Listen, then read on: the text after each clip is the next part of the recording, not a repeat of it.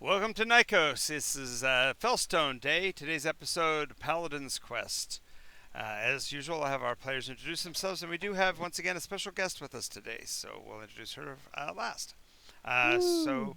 Let's go Scott, Gene, then Travis. I am Scott Grendel. I play Xavier, the hiring with the backdoor ramming haunted. Who is gonna Whoa! cause some major chaos today, we hope. Wow. Okay. Can you follow that one up? Gene? I am Mooncat Shadow Stalker. I am a ranger, a Bayan elf, and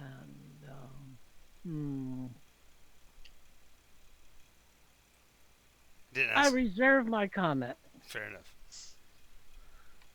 for now. I'm Valer, the dragon.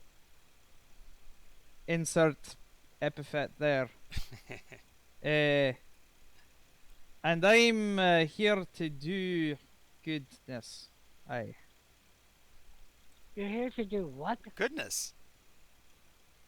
Goodness gracious, what? Goodness. And with us, we also have our super fan Olivia from the East Coast, was it the right coast of America? No, yeah, the right coast of America. Here we go. Welcome, welcome. Our story Hello. thank you. Our story so far, we are still in the valley. Is this one of the last? I always get this mixed up. Where are Who we? knows? We're in the Valley of Curses. Yes. The latest curse is a pitch black, inky rained storm. It turned into Which- creepy creature. It revealed creepy creatures this last time. Yes, a bunch of black, inky silhouettes constantly coming towards this paladin. Yes.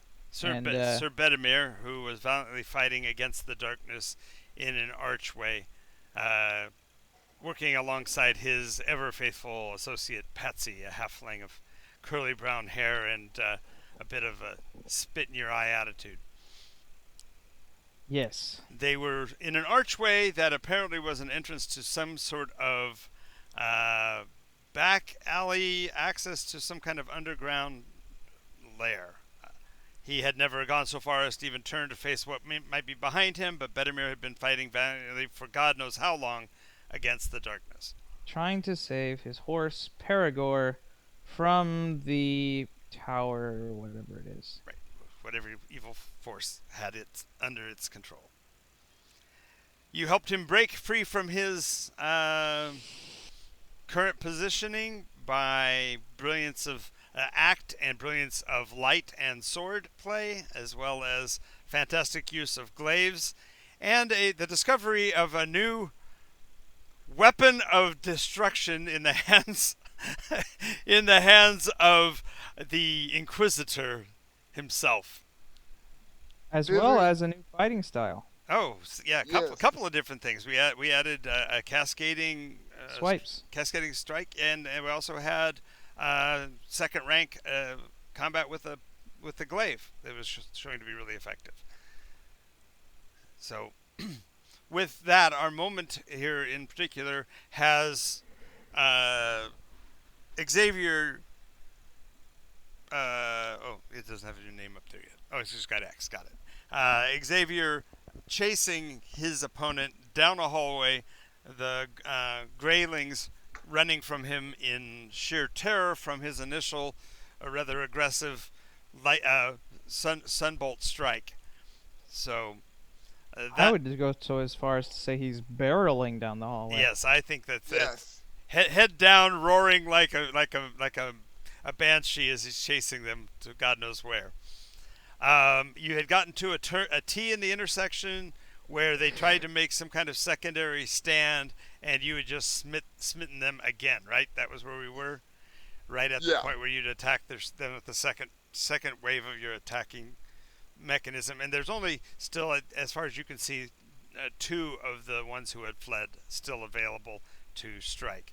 So unlike normally where we actually start with the story and then build to the combat, we're starting here with the combat and we'll build backwards to the story of what's particularly going on. In second rank of this would be Mooncat, who is pursuing with a bow and the glaive, but currently switching back to the bow because of range and to a target, and Valere, who has just helped Bedemir kind of what was the word we could use? Snap out of it. Well, yeah, Yeah. where you broke the wave. You broke the wave of onslaught to give him time to realize that he should be moving on in his campaign. So there's been kind of a weather change in the fighting from that standpoint, that he's no longer only fighting a defensive battle, but has now turned to follow you guys into the structure. Therefore, restarting the clock, if you will, on whatever's happening to poor Paragor. Yes. So Mooncat will have an opportunity to attack if Xavier doesn't finish them off by himself. Those two that are still visible. After that, we'll figure out what's going on. But so let's go ahead and roll initiative for the day. 9,000. Nice. Oh, pretty much. Ha! Nat 20. Yeah. So 23. 12. Might as well be a 9,000. 12. Okay. Yeah. And Gene. 14 plus 2 is 16. Cool. I think I found the activation word for my magic dice. All I have to say is 9,000, and then I get 20s. Oh, I see. No. You no. just no. keep holding that theory. Alrighty. So the Greylings who were already against the ropes have rolled an ultra pathetic 7. So although Valere's speed is way to the back, he's barely going to be in a position where he can see them, and he's got allies in the way. Of course, he's also watching over Paragor, who along with Patsy are also pulling up the rear. Oh, he's not in combat mode. He's just helping Bedemir get out of the way. This is Xavier's fight. They take it. Okay.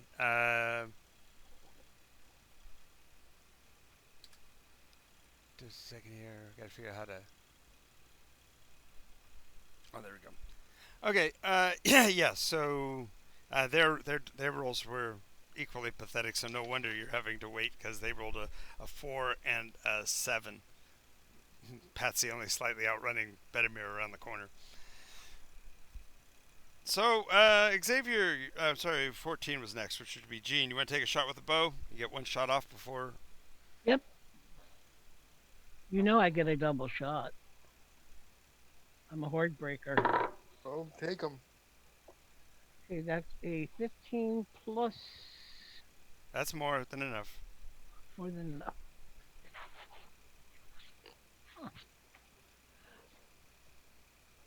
Okay, So, until the shot goes off. roll both of them. You said you got Okay, 2. yeah. Oh, that's a 19, but They No, both I hit. hit. Yeah, they both hit. okay, let me do my damage. Separate targets or single target? Single target. Okay. Hoping to bring something down. Added to whatever else anybody else did. Double tap. Yeah. These guys are That's clear. 5 plus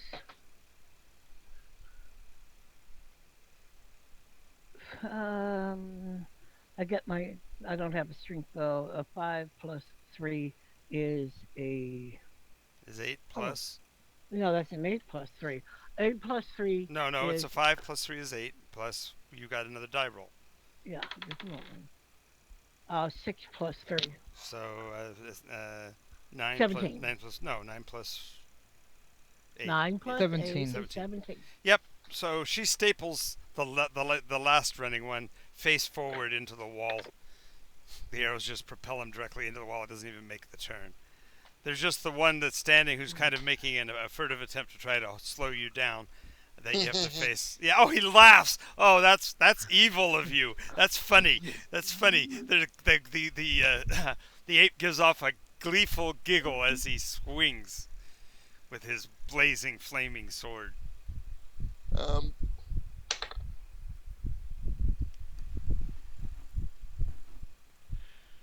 15 to hit, so that hits. Oh, definitely. Um, do I get sneak attack or no? Probably No, not. certainly not. Okay, I cannot read the damage. I think it was 3d6, but On a sword? I thought it yeah. was a D10 plus a D6 of radiant, right, or something like that. I mean, Oh, I'll look yeah, it up. Give yeah. me just a second. No, No, just give me a second. we got it. We've got it. Just yeah. Sorry, I'll rewrite it once I know. It's just The notes you wrote, you were in a hurry. Da. This is which sword? this is the Grey Bane. Yeah. He's the one he named. Sun something Grey Blade. It's in the Fellstone. Yep, notes. yep. I'm looking through the. I want to say it was a D10 actually. No. It's a bastard sword. Yeah. Okay, so if you're using it two-handed, which he was, it would be. No, it's not. It's a brilliant sword. So it is. Yeah. It's Does similar. 1d8 electric. Oh. Okay. So a D8. No. Never mind. No. Sorry. No, it is the bastard sword, the sunblade. Yeah. Yeah. I knew it was +1 emanates sunray. right, and it burns off a point if he uses the sun ray. But until then, it does standard damage. But a two-handed use of a bastard sword is a D12. Don't remember. No. Second sword. Second. It's a d8. Don't think That so. doesn't sound right. 5d10. I think that was for this one. No, that was Moonbeam. Sorry. Here we go. I'm looking it up. Just 2 seconds. Yeah. Bastard sword is the same thing as a long sword, which is a D8 by itself, or when he uses two-handed, D10. Yes. Okay. It's a D10 plus the D8 of electric, or D8 of radiant.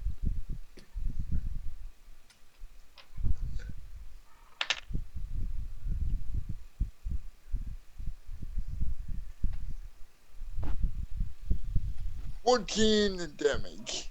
14, including your strength modifier. 16 damage. Okay. There we With go. strength. Okay. Yeah. So you cleave through this one almost as handily as you did the first one, without all the really cool side effect of the ray beam that hit all the rest of them. So yeah, he goes down. Also falls basically diagonally into the corner of the doorway. So you have to step over him to pass into the next section of the hallway. The hallway only goes about 15 feet and starts downward on another staircase going into the darkness. The structure of the building above has been somewhat of a wooden construction, like a build on to the front of a mine, and as you turn, it's more of a mine shaft, digging diagonally downwards into the depths. How's that for a little alliteration? You can see that they have grabbed the 2 torches off the wall, so for the next 40 feet you'll be pitched in darkness before you catch up with the next of the lit torches beyond. The floor is broken every 15 feet or so by a timber laid across the ground to keep the earth from shifting in rainstorms and such, and so they've created small puddles of mud near the timbers as you lead down into the darkness. So you can see the glint of the light against the water in the small pools. Okay. Refresh my memory. Pongians do not have dark vision because they're, um, Well, your sword puts off light. oh yeah, that's right. Your sword puts off light, and also you have improved other senses. So you have like discriminating smell and things like that. So you can discriminating scent capability. So you can actually pick things up with your nose, and of course improved hearing as well. Xavier, I'm gonna start sniffing the air as I've got a whiff of these gray wings, trying to sniff them out. Yes, yes. There is definitely an updraft from the interior, so you definitely can smell not only the obvious scent of graylings ahead, but the pungent smell of everyday living that, as you might expect, underground. So, Uh, holding my nose. Belair, okay. did you? Also notice that the pools of water do carry the same darkness as the waters above. Oh, No touchy. yeah. Gonna gently walk around any pools, very careful not Okay, to. you were at a pell-mell run. Are you going to continue to run, or are you going to let them escape you? Because they are still fleeing. I want to continue running unless someone tries to stop me. Well, you're by yourself, remember? Oh, You had okay. Tomato and Jack, and for some reason Tomato and Jack stayed behind. They'll be back as soon as they get here, but until then, you're on your own. And you're about 30 feet, 40 feet in advance of Mooncat. So you could stall for her, but if you do, the lights will recede even further away from you into the darkness. No, Xavier's gonna try and give chase and try and cut them down. Alrighty, he's got his dander up. Okay, they are about 30 feet in front of you because you cut down the last two and had to Doing lose some. okay. The nurse was here earlier. Have you guys heard of that song, Shia LaBeouf? Yes, Yes. Actual cannibal Shia LaBeouf? yes. That's all I Yes. could think about just a second ago. He's like, you see it, spot him about 30 feet back. He gets down on all fours and breaks into a sprint. Yes. Shia LaBeouf. Shia LaBeouf. And where's my mute button? There's my mute button. Bless her heart, Jean has so many things going on in her house she forgets to mute herself when she's dealing with her daily stuff. Anyway, all right. So you're pursuing them. You do notice that they seem to be dropping something into the black pools as they go. Noted, but unless something rises up out of the blackness, he is going to concentrate on his quarry. Yes, and so as you race forward, about 25 feet ahead of you, you see something rising from the blackness. Thank you for leading me into that, Scott. Not like I planned it, but there is what looks like a fat toadstool.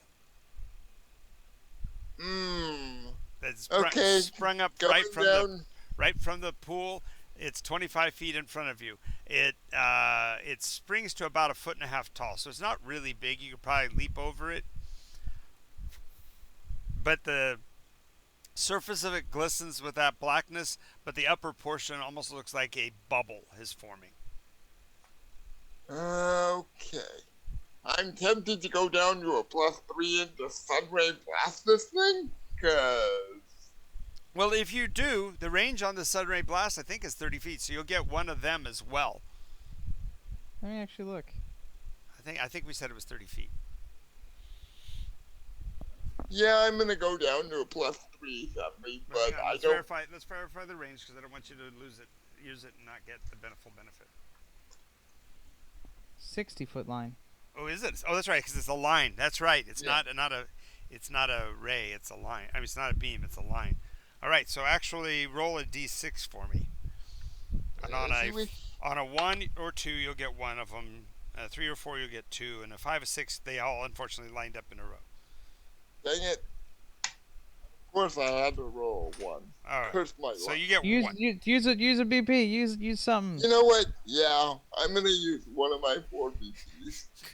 Go Wait, you have a heroic name here. tag. You have a name tag. You also have a name tag, so. I'll use that instead. Okay. And that got me a 6. All right. Yeah! Yay! So put a question mark behind the EX in your name so we know that you've used your name tag. X? X. It was an existential. 68. Yeah. 60 D8. I'll get Might as that well be. in 1 minute, but they take 8, 16. Stop. You don't have to roll anymore. You fragged all the 3 of them. And you burst the bubble prematurely, and so a little mist of gas, maybe a foot square in front of you, is hovering, just a kind of a purplish gas.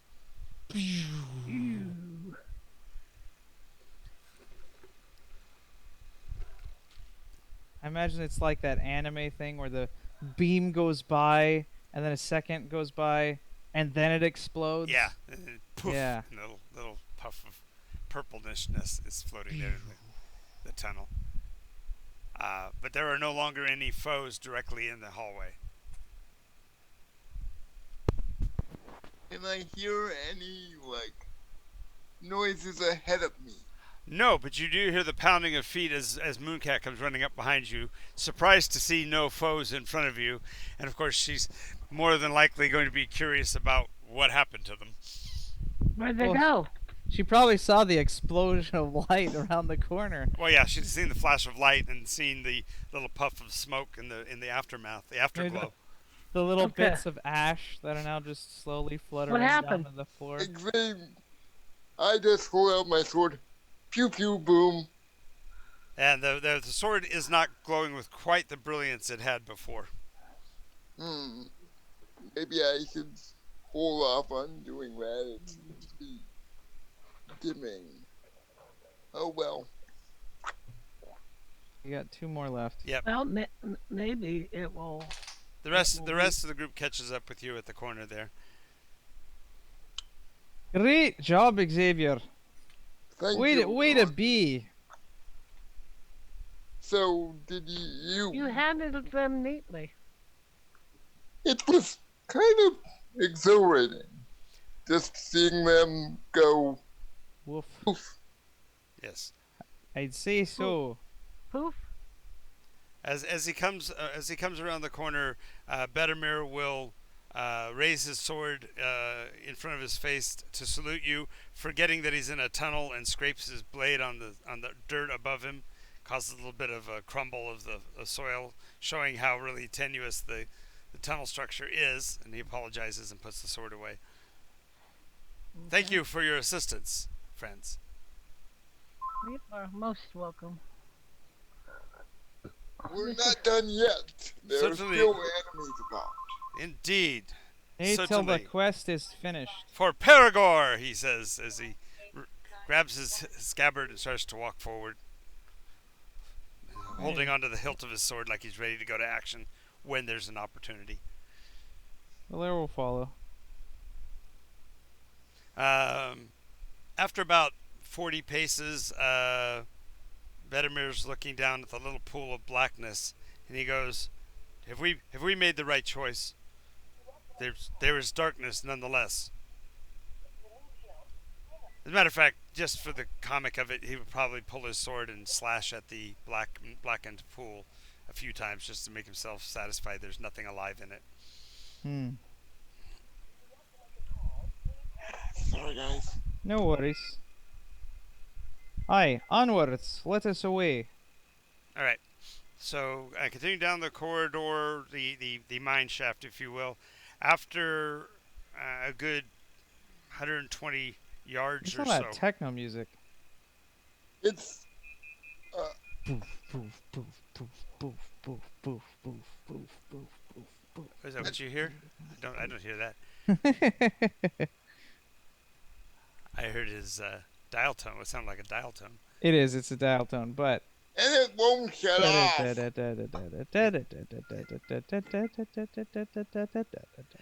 Okay, let's go. Poor guy's trying to figure this silly thing out.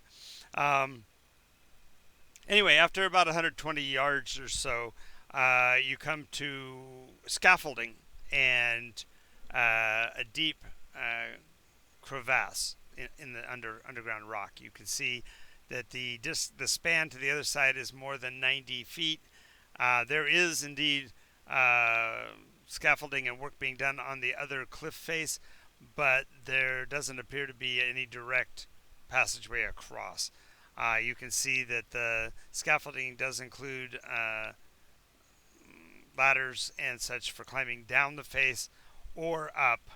And although you don't, it didn't seem like you've traveled that far underground, you do see an earthen cover to the cavern, as if a great rockfall must have closed it in from above at some time in the past. Valer keeps walking out over uh, The expanse because of the the airwalks. expanse and just doesn't really notice at first and is like, "Wait, what? Let's go. What's wrong?" Yeah, as a matter of fact, when you get out there, you're without you even realizing it, your natural response would also be to expand your wings because you have them now, and Aye, it's true. so although you don't need them for flight, and that explains why dragons fly. They all wear airwalks. That's why their feet always look so ugly too. Is they got those big claw-like versions that you had made. So Yeah. yep. So you're out there over the expanse with your wings out, using them basically to turn, because they actually assist your turn because of the change in velocity of the air around you, so you can spin around faster. You look at your friends, going, "Come on, guys, what's going on?" See, Ex- how about ex- a light and let's go?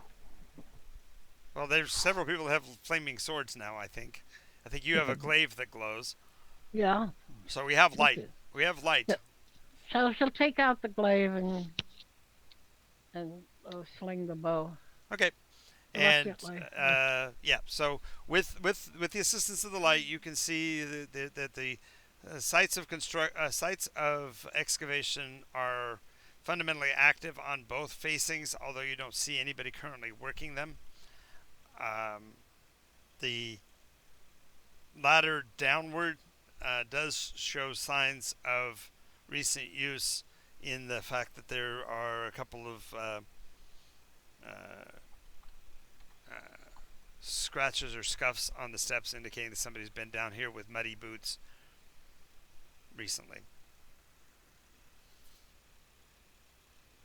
Alright, Yeah. are we going down in the crevice or are we going across? Bedimir says, well, the horse will most assuredly be being held in a stable someplace, which would probably be near the surface, but um, I don't know exactly where that is. I hadn't thought that far ahead when I came here. I know that they've got Paragor, and that's all that matters. Understood. There's some kind of keep, is there not? Yes, farther up the ravine. So yes, probably across the chasm makes more sense. But that's a long way across, and I can't fly like you can. Aye, I'll carry you. Princess style, let's go.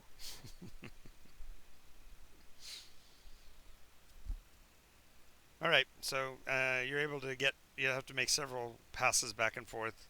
Xavier can grab a couple people, but if we're bringing Yeah. Tomato and Jack and everything, you'll have to make several passes. Yeah. Yeah. Valer will rush back and forth, taking Bedimir and Patsy. I'll get By the way, the drums do continue. You remember hearing the drums when the Greylings first were engaged. Drums. Drums in the deep. the drums of. They are So coming. So I'm gonna grab a Mooncat, Tomato, and Jack one at a time. Unless Well, yeah. Meanwhile, Valero will be transporting uh, our paladin, Bedimir and Patsy. Bedimir and Patsy.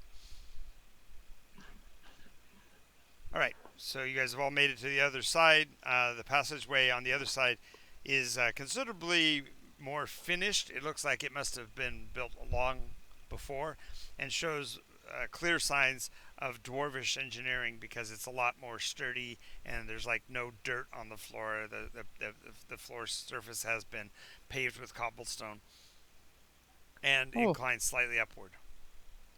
that's much better. Let us go down the way.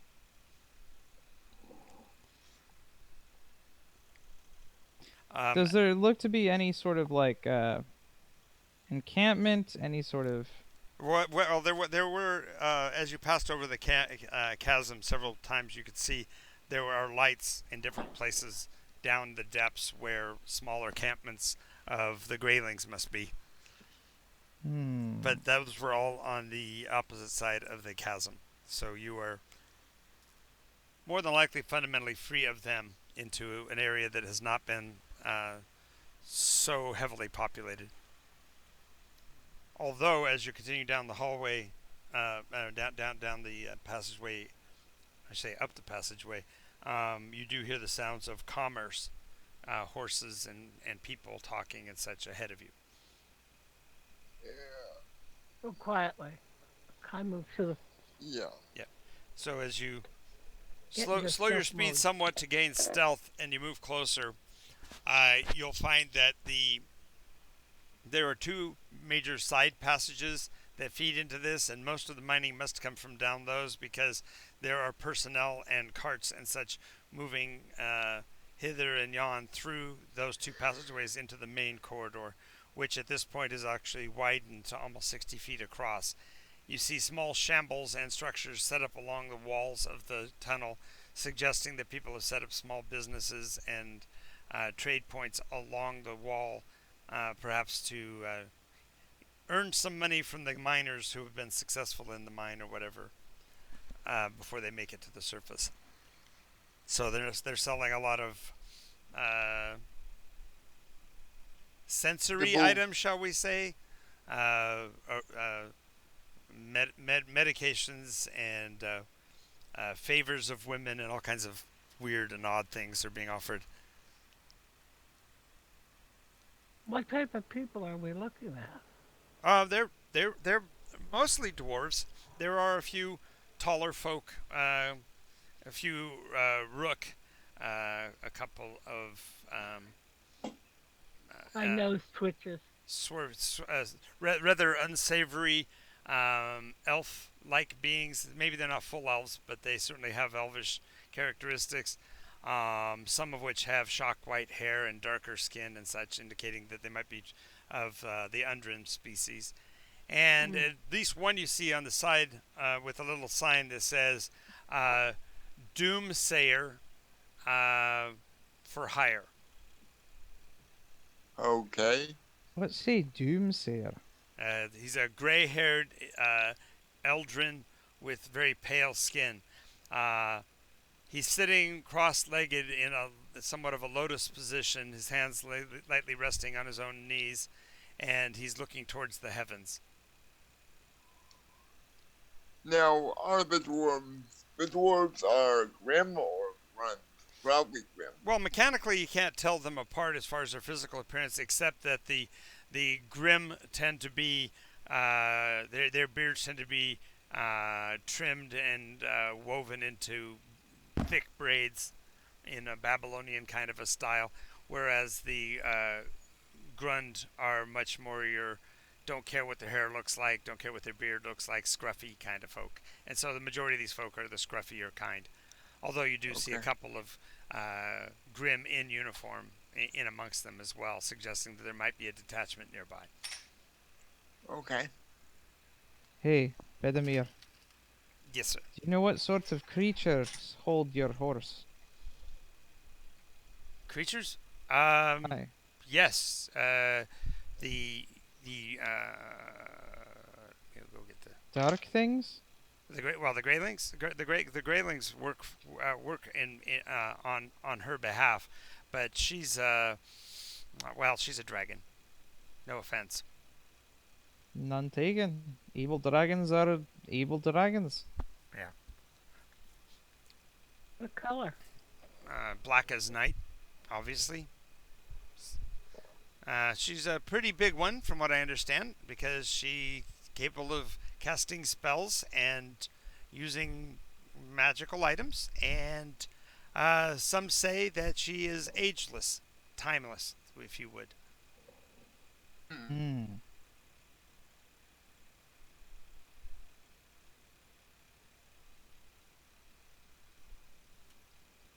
Um, Give me 2 seconds here. Uh, just got a note we will be getting joined by Tomato and Jack shortly. Okay.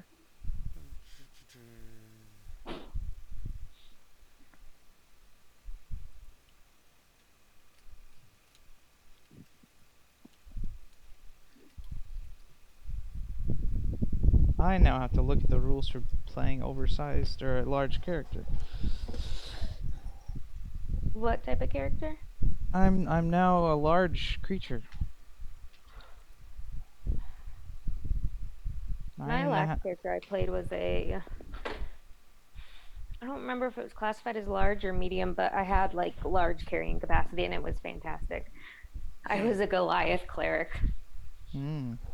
I'm now 9.5 feet tall with wings and Oh, yeah.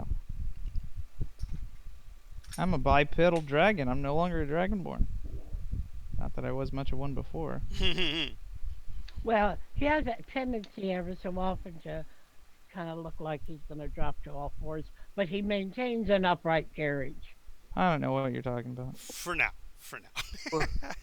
for now, this yeah. this too shall pass as he gets older. Weight won't let him carry itself on 2 legs much longer, but for a while anyway. well, Xavier appreciates however long you can go because I have transforming capabilities just like Exactly. Snowy, so I am now just a 9.5 foot tall Valair with wings. Yeah. Um. So Can you still her name is Ravenna. okay, okay, I'm gonna do a history check to see if that name has if I've come across the name Ravenna in any of my books or anywhere. Sure, since Really. you had opportunity to look in the library a couple times, sure. Well, Valair has the dragon books, so So that Yeah, would but it be doesn't list the name of every dragon. well, prominent ones. Yes. Uncommon habitations of dragons, sleeping pattern of dragons, the time goddess sanctuaries, so 15. and a brief dragon history. 15. Yes. The name Ravenna is not associated with a dragon of note, but rather of a drow elf of note, who apparently pledged her service to Tiamat in order to gain dominion over her sector of the Everdark. Rumors are that she disappeared during a coup as the Drow revolted against her somewhat eccentric viewpoints about control and more particular about the value of material known as Demonarch in that era, which was fourth. Hey, so I'll have no qualms about slaying her, because she's not a true dragon. She's just a bastard using the great shape. Apparently, although if she did pledge her service to Tiamat, she may prove quite strong. Not that you can handle it, Blair. Yeah, exactly. exactly. He's getting really good at that deference at the last minute. Oh, Yeah, it's really, really good going to on be really you. dangerous. But of course, you'll be able to handle it, Valair. He pats him on the back. Yeah.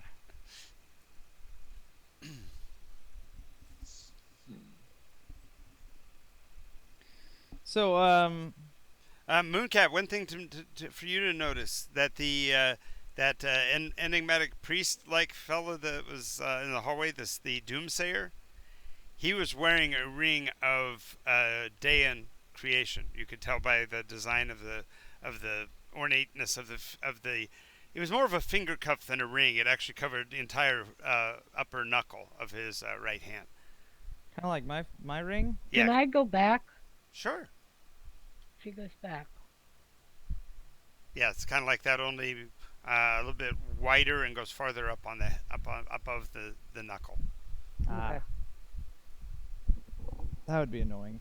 Mm-hmm. Good. The horns on this thing, if you Oh yeah, they jab you. They lift my crack. finger, they jab at my knuckle already. So Yeah. Yep.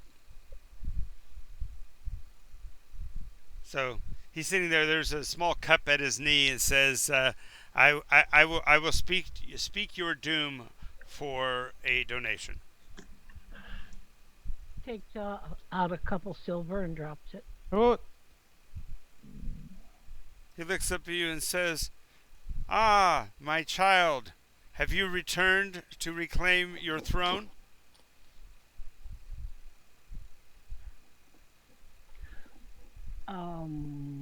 I think you mistake me for somebody else. Well, I don't know the Elvish word for shadow stalker, but he does. Okay. He says your name in Eldrin, and says, "You are known to us. You are the bridge between the light and between the darkness and the light. It is time for you to ascend to your position. Who This is we? this is your doom." Okay. My doom is to ascend to a position that will doom me. No, Could- no. You will be the bridge between the darkness and the light. This is your doom. He didn't say that you get that and it dooms you. That is your doom. Oh, that's how she took it. Oh, that's great. Yes, this is my doom. I get to ascend. Um, my name is well known to me, and I carried it with pride for my family. But I am not of this time. You are late, but that does not change your fate. Okay, who Wait, is she's- we? technically she's early because is this fourth iteration? No, we're in the seventh. We haven't Okay. gone back. Have we? We're in a storm, Gene. We're in a storm. I'm late. Early. Early. No, you're late. Whatever. No, you're late. He said it right. Okay. So that means that what? This is. Or he's not. That's the whole point. Hmm. If it is to be, it will be. It already has been. He kind of Okay, chuckles. okay, Sarah. And she says, "What is your name?" That I might remember it. My name does not matter. I speak for the Grey, who have been awaiting the return of one who can speak with us. Do I understand what the gray are?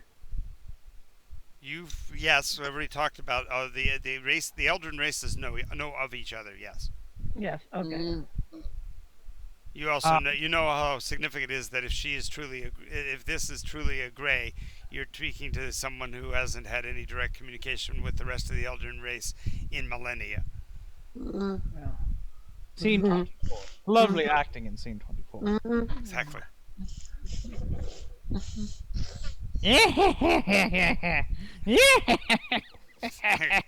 he takes out another coin and quietly slips it in.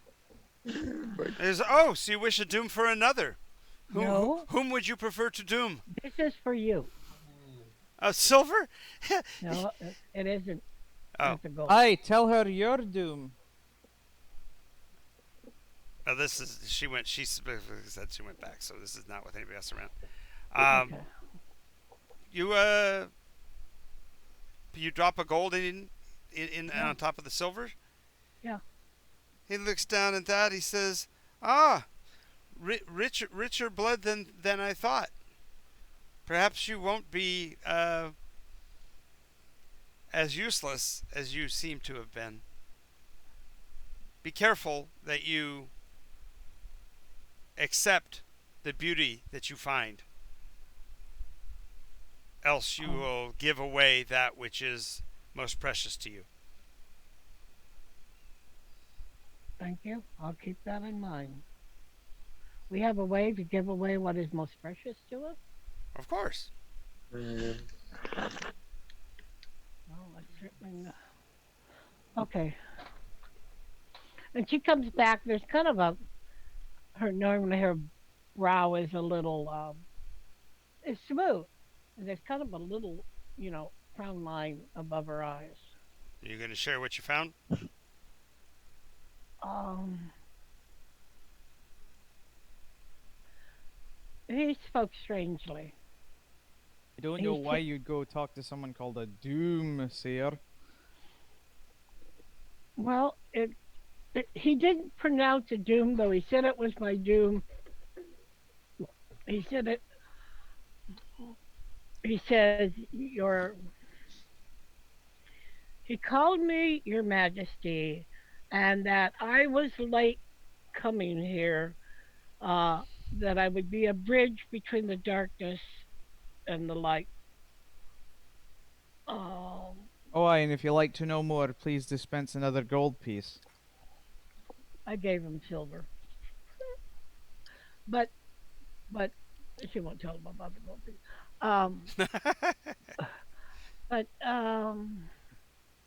he said that was my doom to ascend. Hmm. Mm. And he says, I asked him who we were. We've been waiting, and he said the Greys. Now he didn't look. He didn't. Well, maybe he was a Grey. Just he looked. Greys look really weird. He Yeah. didn't. Well, his skin was pale, but his hair was white. Ah, he's just a drow. Treloran. Greys look No, he's totally weird. Treloran. Treloran. Aye, my bad. Delorn. Treloran. Okay. Yeah. Trelorans are the ones that have grayish skin and white, shock white hair. Really wild, bushy. If you've seen Doctor Strange and Mr. Strange and Doctor Norrell, you've seen one of them. Or if you've watched Labyrinth. Hmm. But have we established when this storm is? No, but I will say this. Always question when dark beings give you a so-called advice or vision of the future. They rarely ever do so without ulterior motives. Well, True. uh, True. I totally agree with that. And as I said, you said And I was late, but I think quite honestly, we're as a group early. But he recognized my last name. But I don't ever remember my people being in leadership positions. Mooncat, put it aside for now. If it Yeah. becomes important, we'll deal with it then. It does have the ring of prophecy, but you must be wary. Like Yes, Blair said, the source could just be a crackpot. I What a understand. trick. I've had plenty of demons and hags wishing to tell me a fortune. They always do so when they're begging for their life. Oh, I can tell your future. If you strike me down, you'll never know. Bullshit. Well, then we are ready to go. It Hey, appears so. let's away up the tunnel. Okay, so when you get that close, Bedimir says, "You probably should let me do the talking. I know what I'm doing. I'm in command here."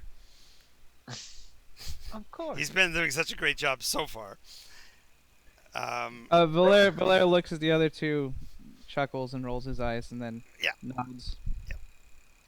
All right, so as he starts up the hallway, he pulls out a hand-drawn picture, basically a stick picture of a horse. He stops one of the dwarves. Excuse me. Have you seen this horse? the dwarf kind of shoves him off and continues to walk on. He does it like 3 or 4 more times. He says, "This is not working. I know the horse is here someplace. I can sense Paragor's danger. I must find him." I understand, but Um, you said they'd have them near the surface. Well, yes, and we've been traveling upward ever since we descended, so I think we must be getting near to the surface, you would think. Search your feelings. See You if you shall can't. feel his pain. Take a moment, clear your mind, and see if you can't find a direction So for us to as go. as you're standing there and he's trying to be solemn and silent, in the distance you hear the whinny of a horse. He's still got his head bowed in dedication. He's knelt with one knee on the ground, the sword in front of him, head against against the hilt. And again, you hear the whinny of a horse up and to the left. Just a minute, just a minute. I'm communing. Oh my We name. heard the horse. Mooncat. No, no, no, no, no, no. Can some paladins just summon their horses? No, no, no. Just let me finish. Finally, after a few minutes, he stands up and goes, "Nothing. The gods tell me nothing." I do have a feeling though. You do? A tingling in my left buttock. I think it's this way. Oh, okay. He starts looking at your buttock as you walk along. It's the left buttock of prophecy. He's trying to Touched by the gods. Every once in a while, he Right. reaches out like he's gonna touch it. Touch you. No. Uh, The tail whips his hand. Giving a very hairy and exasperated shrug of my shoulders and following the lair. All right. So obviously you're moving towards the sound of the horse, and Yes. up the pathway you see a small contingent of rook. Their Spydrin gear is they're basically like preparing for departure, and you can see inside of I guess you'd call it a stall or a stockade of some sort that would not possibly hold these beasts, but inside are four giant grass spiders. They've got saddles on them, all the tack and harness of a regular beast of burden, and the rook are getting ready to mount them for departure from the area. They do carry banners, and the odd thing is the brilliance of their banner being a golden star with the six primary colors of the rainbow coming out of its Tail. right upper, yeah, as a tail, streaking across the white banner. Wait, that's not Prisma's symbol. No. The more you know. Actually, it's the symbol of Aranar, but you guys don't know that. That was just me being Easter eggy. Sorry. Fuller tries to not. Tries to not notice. Yes. It's like, I'm not looking over there. I'm not looking. I'm not looking. His fingers twitch the hilt of switchblade. No. Yeah.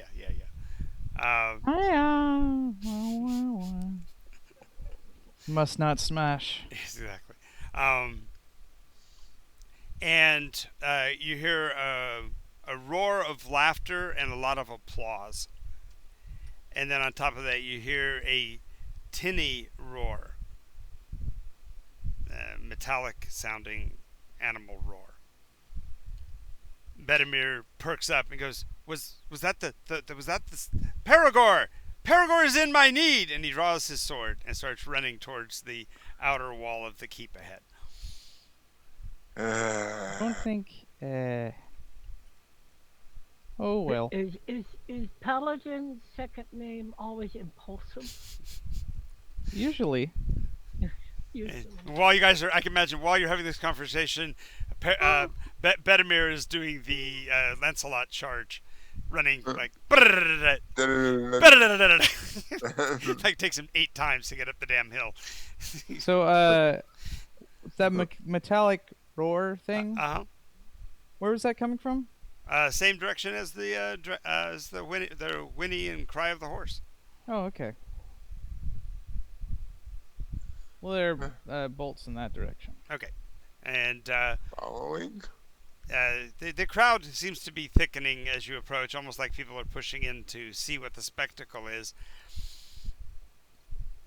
And as you push in, and actually you have to climb a couple of short staircases to get up into the base of what is the arena within the keep.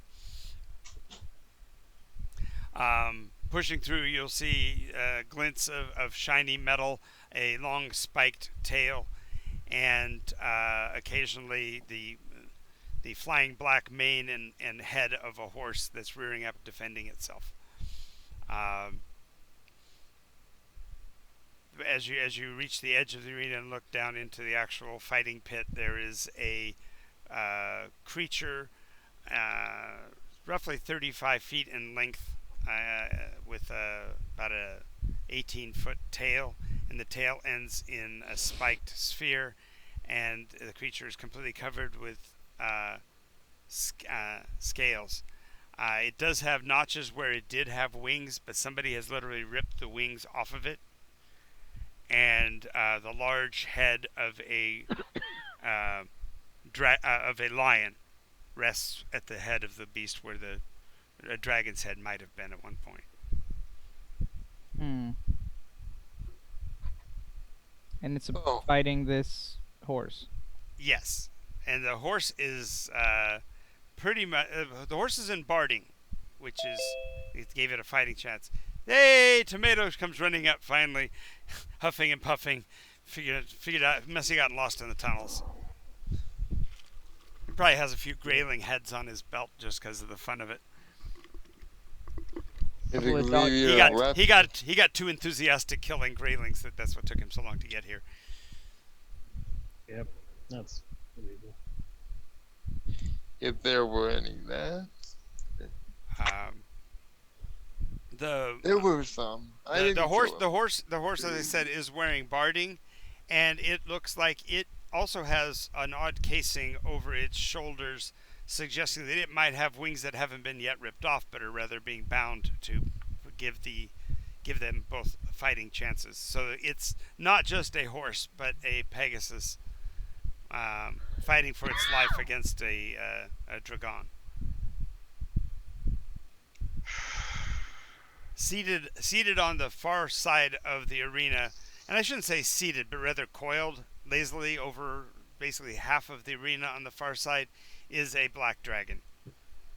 It wears a circlet with a red stone in the center, and curls a rod in its upper arm, as if it was like it's big enough to be a small lance or a really heavy cudgel, but it's couched almost like a rod of rulership or whatever in its paw as it's watching the fight.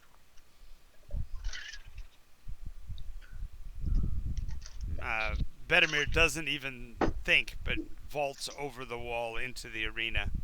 Well, there goes the element of surprise. I think we Saying have, this under my breath. Blair begins to walk forward over the edge and into the air above the arena. Okay. Okay. I go up. As you walk confidently in, you walk about 3 paces and immediately plummet. Whew. The anti-magic sphere is there to keep you from cheating on the gambling of the combat in the arena, and therefore the magic field that your boots create that allow you to fly fails. Of course, you have wings, so you're able to catch yourself long before you hit the ground, but it's the first time you've actually had to depend on the wings, so you more flutter than fly as you descend. I glide down. Yes. Yeah. They just parachute open and let me settle gently, ish. Ish. That's the main thing. It's your first time ever, so it's kind of ish more than actual. Then I do a hero pose. There you go. Yeah. He lands, stops, and stands up, shrugs, dusts himself Yeah. off. Seeing the air plummet, is there Xavier is gonna look for a spot that he can climbing you're down. you're a rogue. You could simply grab something nearby and rappel down the inside of that wall. It'd be nothing to you. How Remember, deep you is the are wall? you are an ape. Your hands are particularly agile at this kind of thing, and you are a Yeah. rogue. So yes, Yeah, so he's gonna. you descend with considerably more class, although a lot less, a lot more understated as well. So you're against the wall inside. But you're in the arena. Mooncat, how do you want to arrive? Same thing. Okay, it takes a little bit longer, a little bit more clunkiness because of the armor, but you get down within. And Tomato, Jackal leap and depend on his animal nature to land fine because it's not that big of a jump for a dog. But Tomato, he's going to have to depend on a bit of his roguely skills. Well, he's a sorcerer, so he kind of struggles a bit to get down. No, I just better fall and go down. The Featherfall, that's good. You step out, cast Featherfall, and the Featherfall fails, so you plummet. So you'll take 4 points of damage from the impact. As I had already mentioned, there's an anti-magic field, so spells don't work down here. Yeah. That's fair. Yeah. You go, oh, this will be easy. But, oh, damn. All right. So you're all down inside, and the crowd kind of roars like this seems like to be unfair. But you see the dragon wave it off like, no, let's watch what happens. That I don't like. So, But I just act yeah, like the Pegasus has been Be right back. That's so strange. The Pegasus has already been hit several times. You see gashes and bite marks on its forelock and its hindquarters as well, as the dragon has gotten a couple of chunks into him. But the dragon now looking the dragon now looking across at you guys has become a little bit more wary, perhaps circumspect, and is pacing back and forth at the other end of the arena from you. Of course, Paragor turns and runs with a flurry back to Bedimir, who puts his arm around the steed and leverages himself up into the seat with the saddle and draws his sword once again and hefts his shield into position. He looks down at Bedimir looks down at you and says, "Shall I, if you don't mind, I must continue in my own." Patsy goes, "Idiom, sir? Idiom." After you. Raises his sword, and the horse rears as is gratuitously the case in all motion picture versions anyway, and begins to stampede across the ground, preparing for engagement with the dragon. well, my bow comes out. Okay. Valer raised his hand and it's his honor. He's got to do it. I know he has to face it, and does he have to face Sorry about it that. alone? Hey, he's defending the honor of his steed. He can handle it.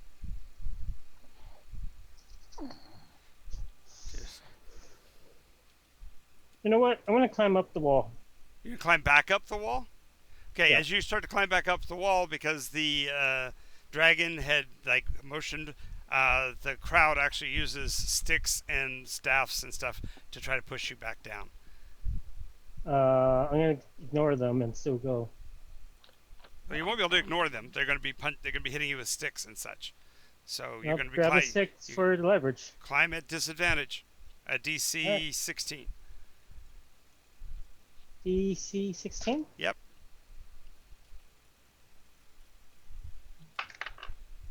$19. Roll twice. Take the less of the two.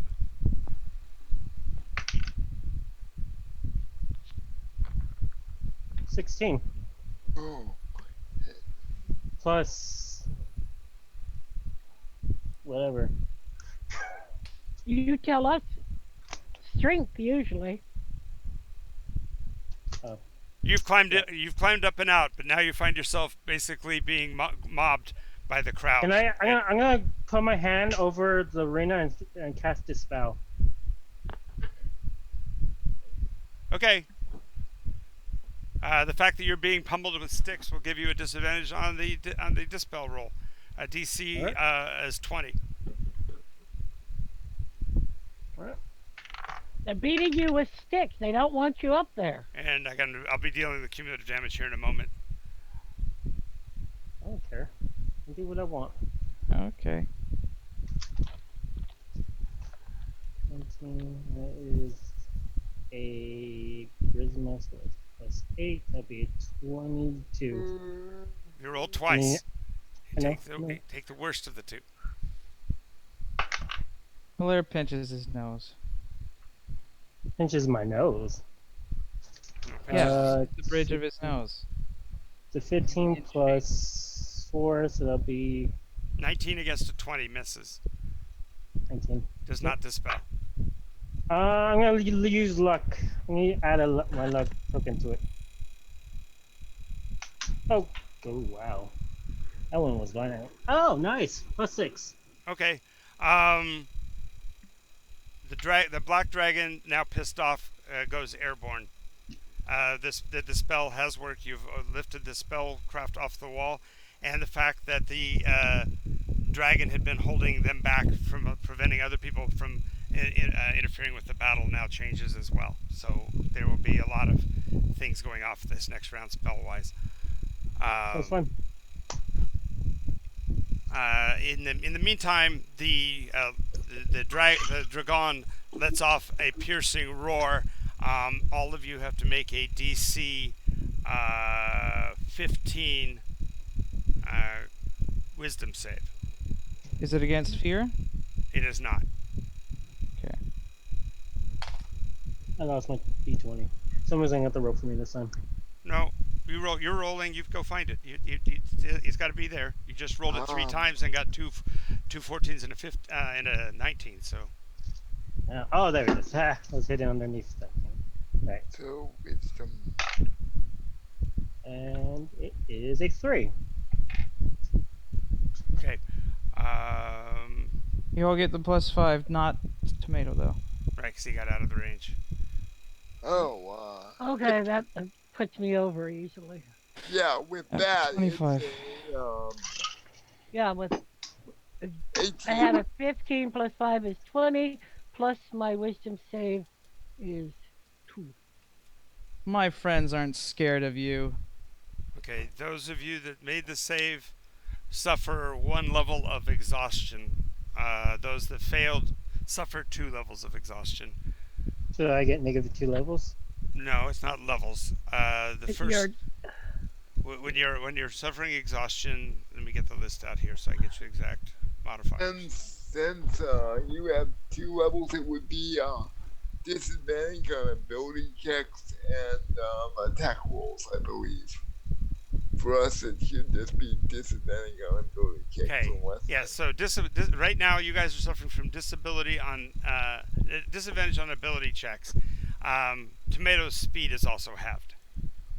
Oh, I forgot. Wow. That's the 2 you're suffering right now. Disadvantage on That is ability checks, amazing. and speed is halved. Yeah, You can try restoration. creature's roar is not so much terrifying as debilitating. He's actually creating harmonics that affect your muscular structure, apparently. If you ever reach level 6 of exhaustion, you die. So, Alright. but when that hits Bedimir saves. The horse doesn't. So the horse all of a sudden goes into like slow motion on its charge, and so Bedimir vaults from the saddle in order to be able to make his attack. He wouldn't be able to do so because the horse wouldn't have made it, but he vaults from the seat. He also remember that tomato was being punched by sticks. oh yeah, I got to deal with the damage from that. That would be, well, out of, let's go 1, 2, 3, 4, 5, 6, 7, 8. My rolls are 20 20, 19, 9, 19, 20, 19, 7, 20, and 17. And I'm going to show you these on the screen because it seems way too many, but I want you to see it because just give me a second to share it. Luckily, only the 20's critical with bludgeoning blows. Oh no, I'll be knocked out. So, yeah, what's your I'm what's using your a DP on you, man. what's you your gotta reroll. I will reroll one of them. Pick which one. What's your armor class? 14. 14. So all but 2 will hit. So obviously those 2 you won't want to reroll, but you want me to Just the reroll 20? 20s. Just reroll the 20s. Rerolling, I'd only get to reroll 1 unless you're going to burn more than 1 BP. It's 1 per I'm die gonna roll. roll 2. Okay, burn off 2 VPs. I'll reroll twice. Rolling Okay. and rolling. Okay, so that last one still hits. So you did reduce yourself by two 20s, which is good. That still leaves 1 critical and 1, 2, 3, Three. 4, or 3 no. He removed 1 of the 20s. Oh. So, 1, 2, 3, 4, 5 still 5 hits. 5 times d6s. 1, 2, 3, 4, 5. Wow, you got lucky on the damage. 10, 12, 13, 14 points of damage. Alright, I'm still up. Yeah, but you're also grappled. I'm grappled too? Yeah, because Wow. they're holding you down Nice. because they're going to be beating the shit out of you. You're messing with their gambling. Some of them are glad that you did it, and are going to be fighting those that don't. And the others are upset. So you basically put a place that was already on the edge of chaos into full chaos because you took off the few controls that were on the arena to make the gambling even fair. So now it's no longer fair because people are going to be throwing spells every which way into the fight. Your Okay. fan's buffering a little bit, John. Okay. Sorry, I just leaned forward because I'm excited. Moved into the fan. I'm sorry about that. Okay. You were a fan, that's why. Aha. You're one of the fans inside the arena. Yeah. Yep. Okay. Where's my? Okay. I'll see if I Controls, can controls, find controls. Da da da Da, da da, da da da, da da, da da da da da da Press da mute. da da da da There we go. da. Done. All right. Sorry about that. So now need you to roll initiative. Tomato. Everybody else has a die roll for the turn. I mean for the 6. day. Oh, Olivia, do you Hi. mind playing for me Ravenna? Sure. Remind me what Ravenna is. Ravenna's the dragon. Don't Okay. do it. Travis is probably going to kill the dragon, but the point here is that I need you to try to make the fight as fair as possible. So, Sure. do you have your DM player's handbook nearby? You can Yep, just give do me- a search for what Black dragon, adult adult dragon. black dragon. Yeah. I think it has a bite, a claw, and a breath attack. And layer advantage here as well, so it gets to automatically deny 3 saving throws. Just automatically say you pass three saving throws, 1 at any time during the game, up to 3 of them total.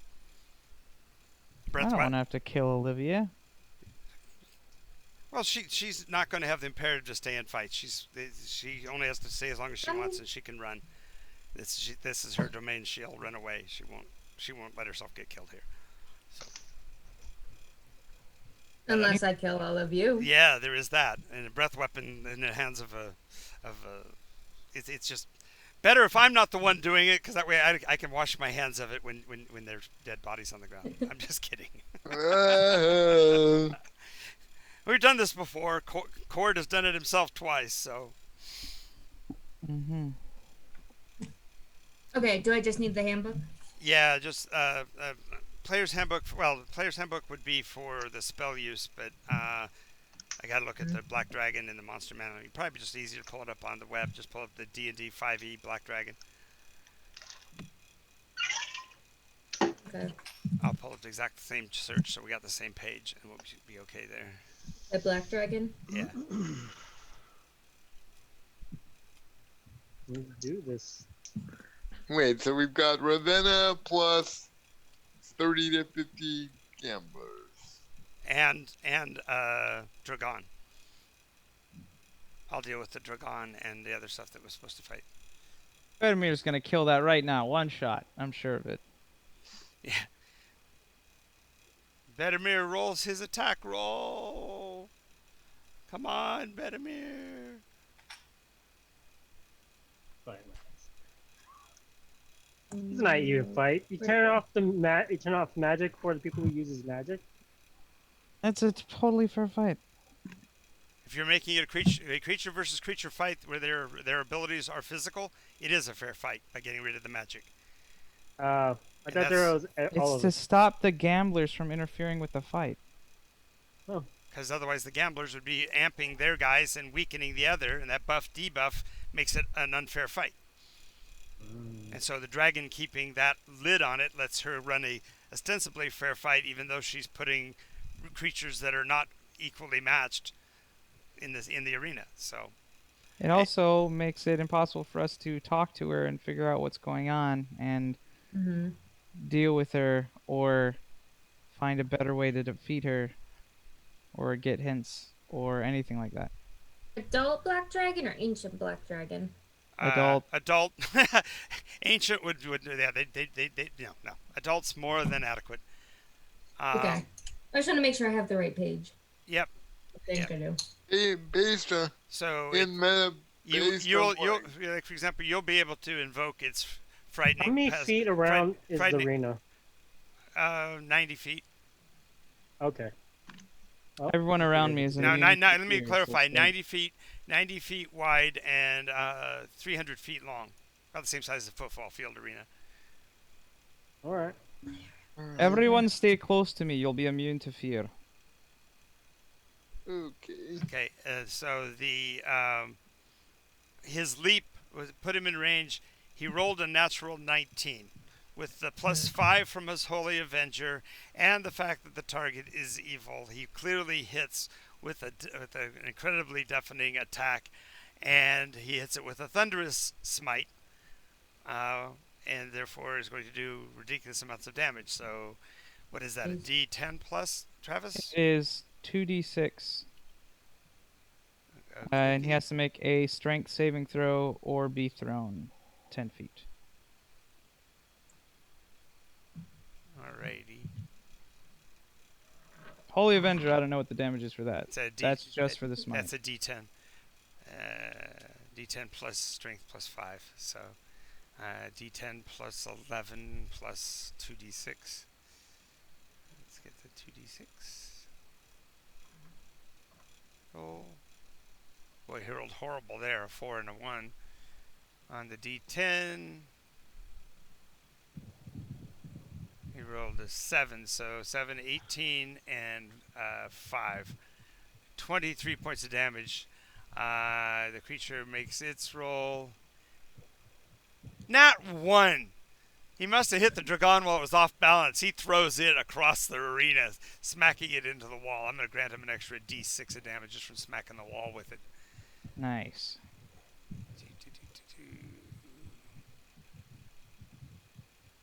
I have a quick question. Another 6. Yeah. Because we may or may not have to deal with the gamblers, do any of them fall into the arena when he smacks into the wall? No, but they are more involved with the actual fight between the horse and whatever. So the only person that might be drawing their ire right now would be Bedemir. Okay. So if it came to that, more than likely the gamblers are going to run. If they're not going to turn against you guys, because obviously you're the ones. It's like the police entering the arena. They're not going to necessarily fight the police, but they're going to do what they can to fight over each other to get out. Fight the police. Yeah. Alrighty, so the dragon is smashed against the wall, at which time there will be a hail of spellcraft coming down now that they know that the barrier is down at Bedemir. And bolts of black energy come from several different places in the form of magic missiles because they don't want to dare miss on a paladin. So he takes a whole handful of 4-sided dice. Just don't step on him and he'll be okay. Yeah, exactly.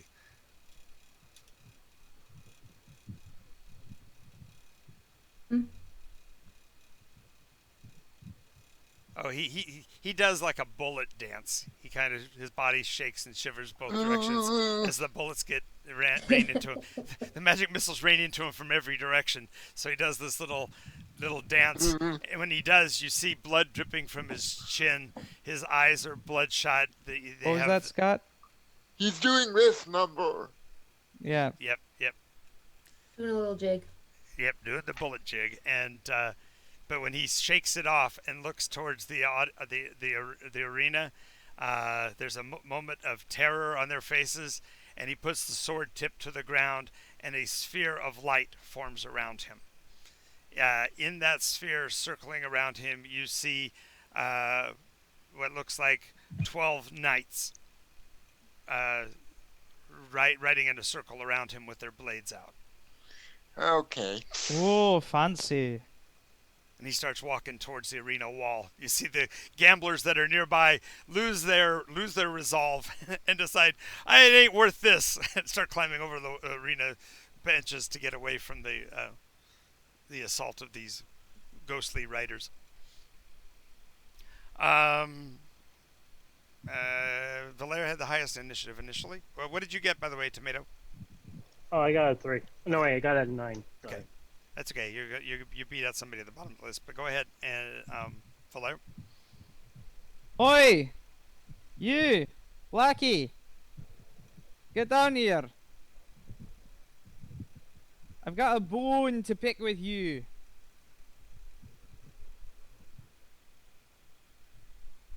Well, she's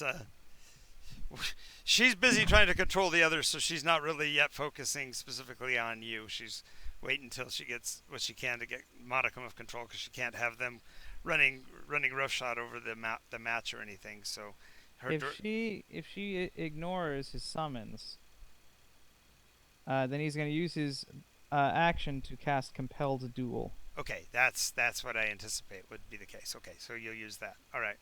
But at this moment, she's, like I said, busy with the intricacies of the engagement below. Okay, she's got to make a Wisdom saving throw. That you okay.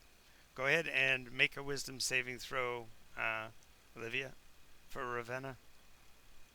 Okay. Or remember, a dragon can deny 3 saving throws. Just simply automatically save them. It's because she's in her lair, if you will. This is her domain. Okay, so that's the layer actions it was talking about. Yes. Sorry, You haven't I played it promise back. I was listening. I was trying to read the Read it as fast as possible. I get you. Yeah. I get you. Yes, she has 3 lair actions.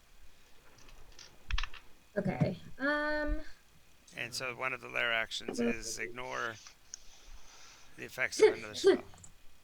I rolled a 2. Oh. So therefore, you can deny it. Just say, I automatically make that one. If you want. It's like giving the monster No! DPs. We'll turn and fight him. Okay. Alright. Since she failed her save, she has disadvantage on attack rolls against creatures other than me. And she has to make a Wisdom saving throw every time she attempts to move a space that's more than 30 feet away from me. Right. Oh, to see. Well, then I can always just deny and leave. Well, no, but here's the clarity of it, though. Attacks on him have the advantage, but if you use a breath weapon, they don't get any special modifier because it's an area of effect triggered by your breath weapon. And you can you can regain your breath weapon on a 5 or a 6 each round. So Okay. you start with one, and you can regain it on the a d6. Let me double check on the acid breath. Yes, one automatically, and you recharge on a 5 and a 6.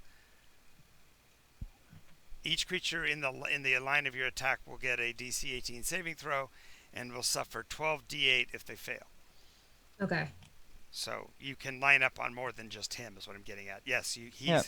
He's going to draw you to fight him, but That you works. can be smart about it, which means you don't have to close immediately, but just you can't go away from him once you get close, because you're basically having to come to duel him. Is there anybody else near him at the moment? Yeah, his party. Um, They're all right there in a bunch. They're all right there. Yeah. So the first, I have to grant that the first breath weapon would go against all of them. After that, they can spread out and get away from him. Okay. I wouldn't advise that. Yeah, the balance is that if they get away, then any attacks by anybody else would get, they wouldn't get that +5 modifier anymore. So yeah.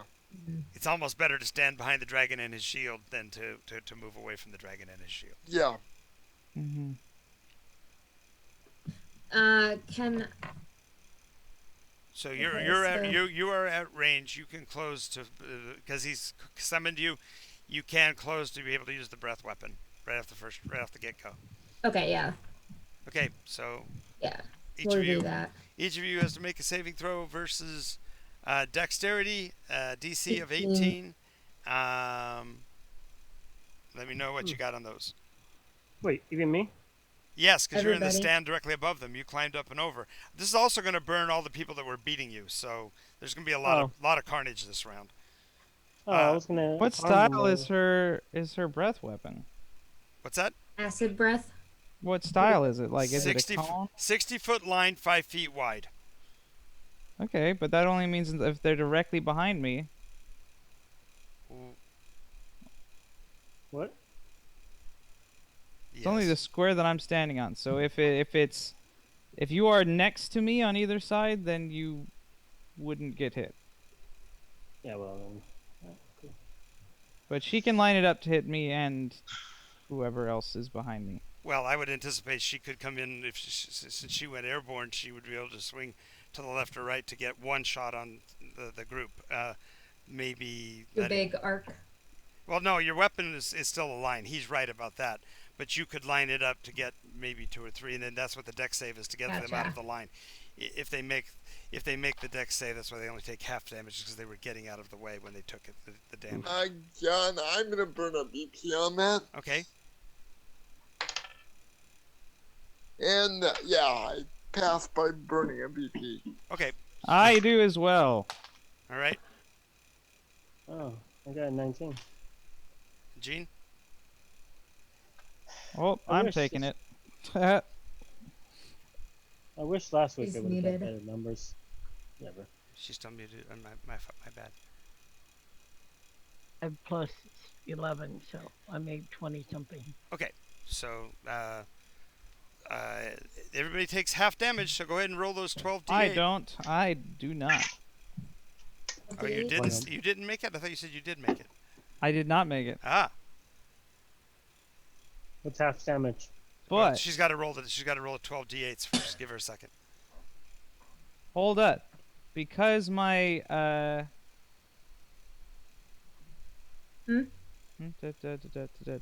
I have advantage versus dragon breath weapons because of the armor that I got from Voka. So reroll. That's much better. Okay, I save. Okay, so half damage for everybody. So 12 d8, and then give us half the value. Okay. Let me pull up my calculator so I can add it. Okay. Wait, 12 of them? Holy 12 shit, 12 man. d8. Yeah. Awesome. Dragons are tough. Yeah, That's it's awesome. I didn't say. I'm just saying that's awesome. it's That's an valuable adult market. dragon. That's It's a why I'm good- so happy you did the way you did, Steven. So happy. Thank you. So I'm just gonna use the thing you use because that's a lot of rolling. The Yeah, it's just Online. easier to use. The, so for that many, for 12, I got a 56 total. so 56, 28 points each. I'm dead. Ow, okay, that hurt. I'm down. Don't mess with the dragon. Okay. The 28 is more than enough to burn off most of the people that were beating you, Steven. So let me see if any of them are left. Give them there's 6 of them. 1 in 6 chance each one of them. Where's my? Where did I put that pencil? There it is. Yeah. So that hurt.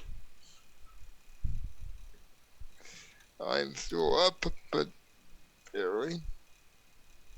Wow. Out of the 12 people that were surrounding you, only 2 survive. Wow. The I'm rest so of sorry them. for them. That's statistically what you would expect to roll. 2 1s, 2 2s, 2 3s, 2 Right, 4s, 2 5s, 2 Yeah. 6s. Yeah, I got a preponderance of force, but it still worked out. So yeah, the two that rolled aces, the only ones that are left standing, and they're now standing over you. You're at. You said you went to death. You went into zero. You're down to death saves. Yep. Okay. Um, next would be that was in response to the 20s. So next would be um, Mooncats 14, 16, 14 initiative. How is the Dragonelle? Dragon is beat up, but it got smashed against the wall. Remember, and what's his name now has his spirit wall up, and he's moving towards the Dragon. Okay. Spirit She guardians. she sinks two shafts into our friend, Are you gonna shoot at the Ravenna? dragon. Okay, Yeah. shoot at Ravenna.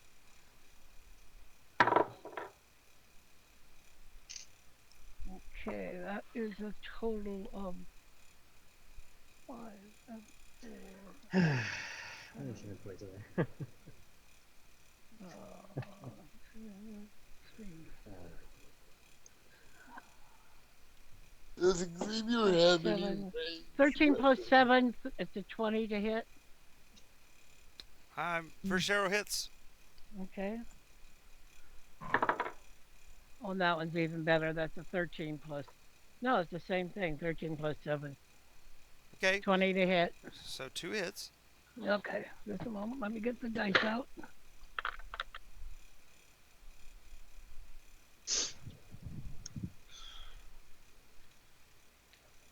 Okay.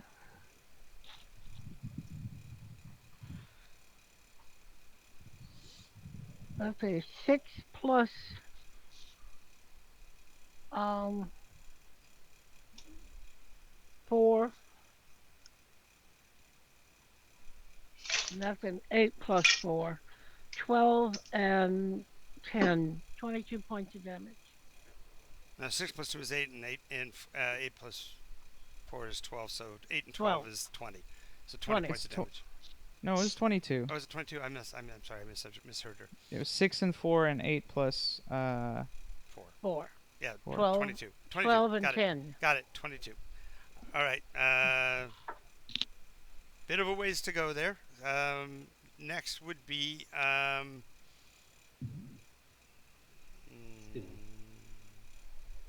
think who's next? Oh, it would be Xavier's action. Xavier is really hurting from the acid breath, so he's gonna reluctantly switch from his nice new blade to his bow and also sink a shaft into Ravenna. Ooh.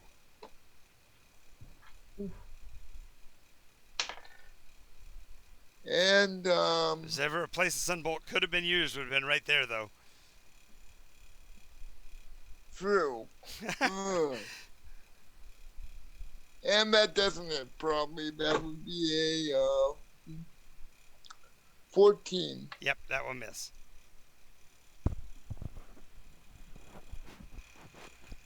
Alrighty, and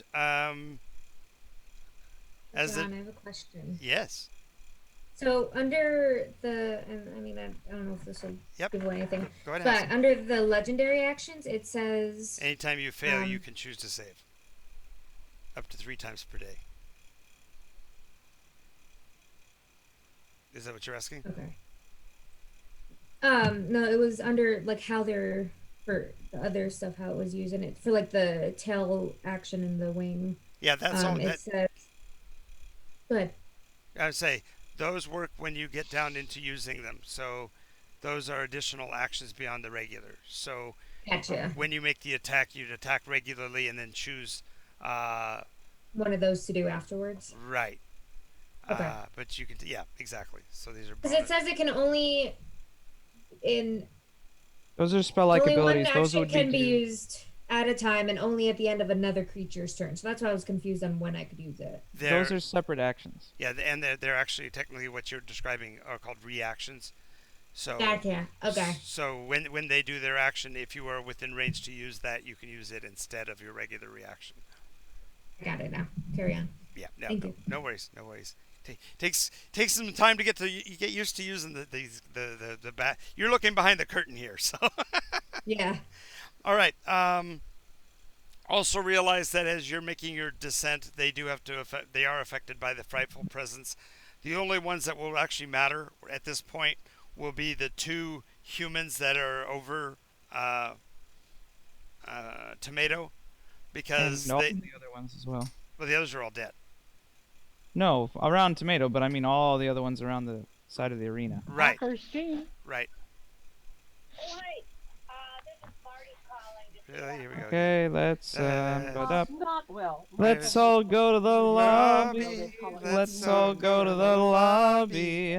Let's all go to the lobby Until Jonathan hits the Da, mute. da, da, da, da. Until Jonathan hits the mute. All right. So now it's Ravenna's action. Didn't she just do the breath weapon? Yes, but everybody else has acted this round. She did the breath weapon after me. Right. You have initiative.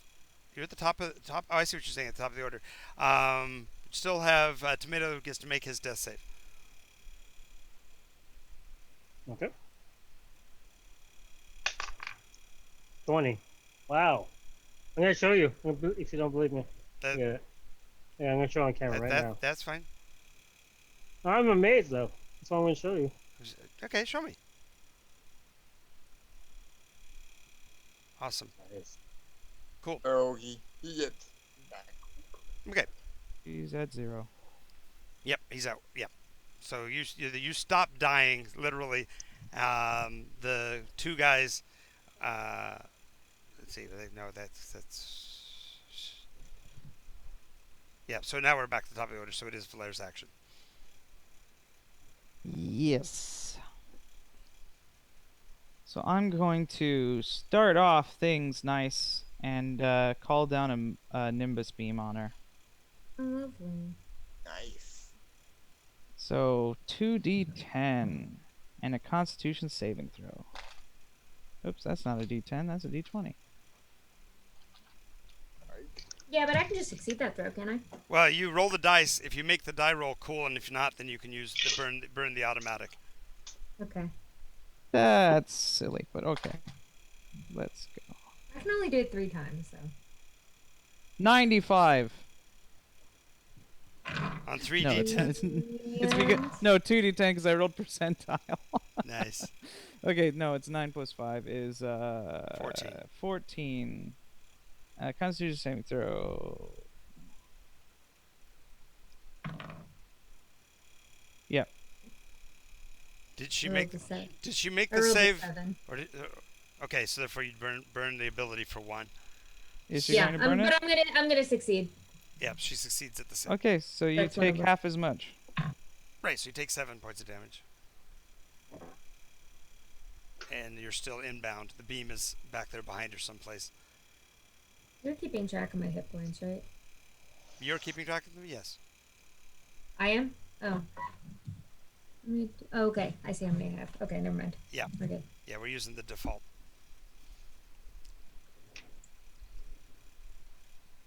Alrighty. That was Valaire's action. From Valaire's action, we go to Ravenna's response. Ravenna's descent will cause the fear effect. She starts her turn in the radius. Not if So she she made takes the two- not if she made the save. Even if she makes the save, she's still in the radius. She's flying. Oh, okay. I didn't understand. She that. starts her turn there. So Well, roll your 2d10 then.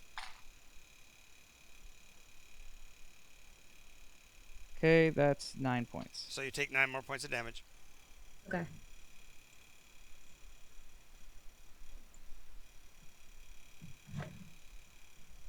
Everybody has to make a fear check.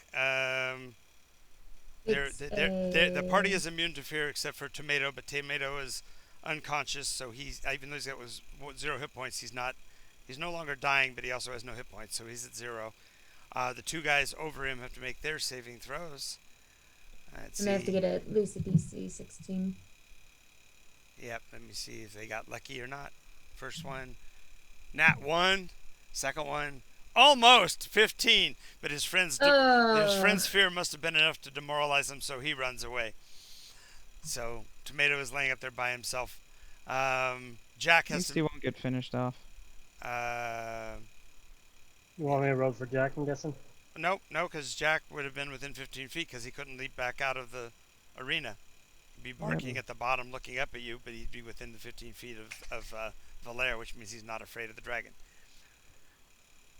Other people in the audience are all scurrying away in every direction, so all the fears that Ravenna had about the gamblers are gone. They vaporized in that turn with the fearsome effect.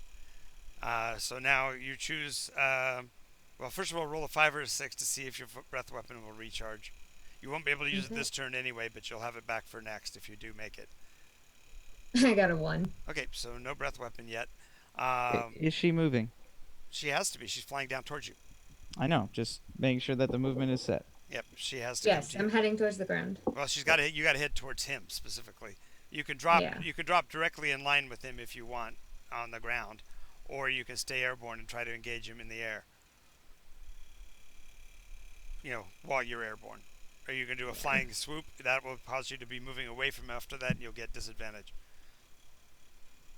Remember, he's calling you to a duel. So That's right. Yeah, so I have to be okay. yeah, you're gonna be aware of the effects, and so you would know that you basically have to go toe to toe with him.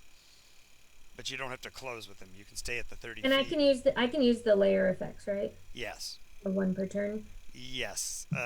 Some of them have a range though, like the tail attack. So you'd have to close even closer to use that.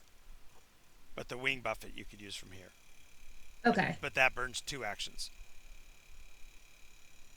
How many actions does she have? She has 3 reaction actions that she can choose from, and one of them costs 2, and she can use one of them per round and up to 3 points. Per round? I'm gonna double check that just a second. I said that, but doesn't sound right. Dragon can take 3 legendary actions choosing from the Yeah, options just below, 3. which It's is just 3 actions. wing, tail, yeah.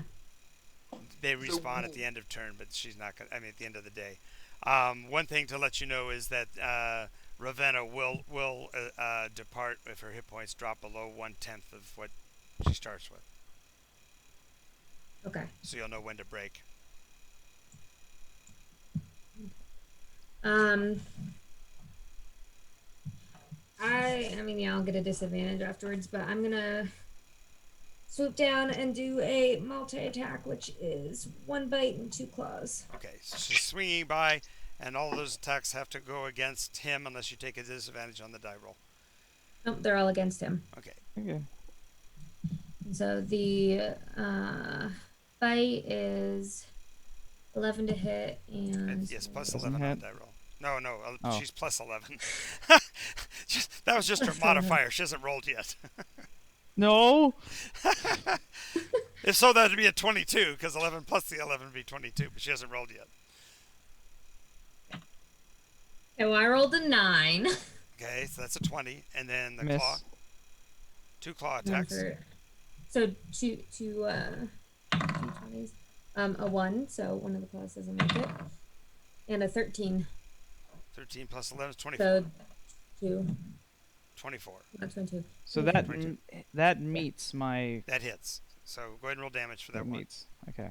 Yeah, matching is a hit. Cool. Okay, so the bite is 2d6 plus 6. Oh. There's a claw that hit me. That is the claw. 2d6. It says 2d10. No, that's bite. Yep. Yeah, the bite landed, but the No. one claw. No, the bite missed. The claw is The bite missed. The second claw was the Okay. only thing that hit. My AC is Gotcha. 24. Okay, sorry. Okay, so 2d6. Yeah.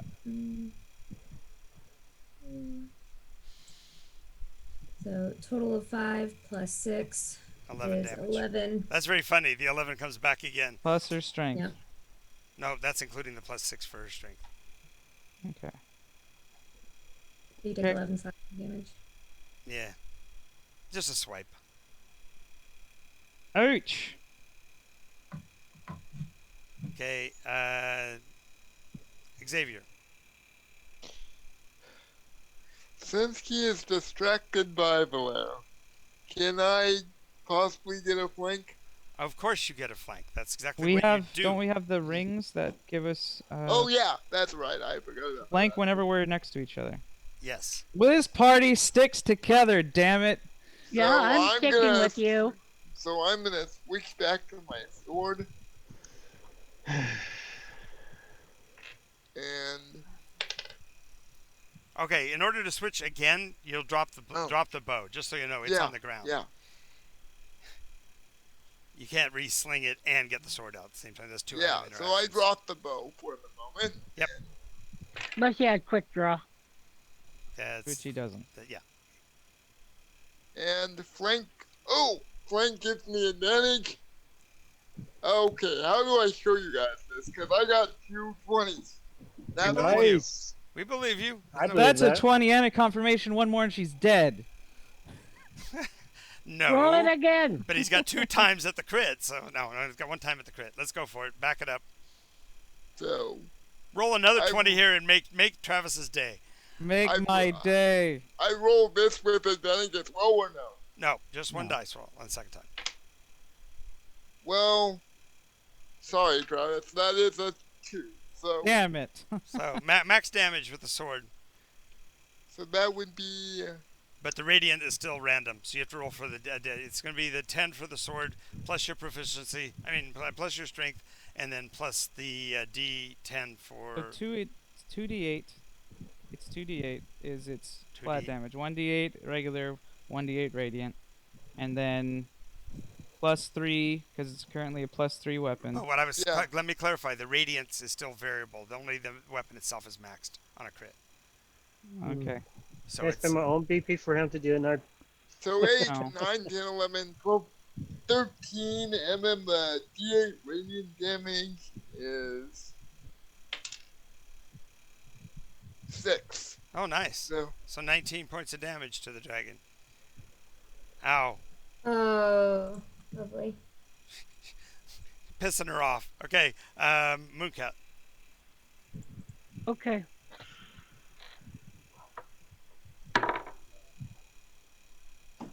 That one's a miss. We're flanking. Does she get advantage? Not with a bow. That one's a hit. You have your glaive, remember that. She. I Yep. do know it if she gets down, but she's not down. She's flying. She's sweeping over her head. That's how he got a melee attack. She She has also her was. bow in her. She also technically scattered away from you because she was getting away from the breath weapon. So No, I didn't go away. I just stood my ground. I had to. I dexed out of the way, but I. Okay, did but that. my the dex save is actually you're moving out of the way of the breath weapon. That's why you But only it- take half.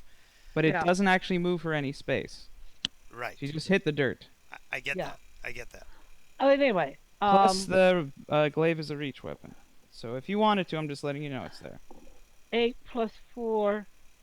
I just get my dex and the. Bow, right. Uh, So 8 plus 4 is 12 and the- damage. Okay, 12 damage. 12 more to Ravenna. One day I'll find a Both. strength bow. And she's flying away, so her next round should be a disadvantage on the attacks. Back to Valere, because Tomato's down. Okay, so I'm going to, as a free action, move the Nimbus Beam. I can move it up to.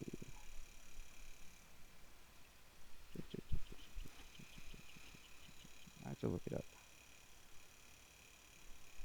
I don't think it'd be anywhere near fast enough to catch the dragon. I think your movement rate on it is Right, I'm gonna try to move it in her path.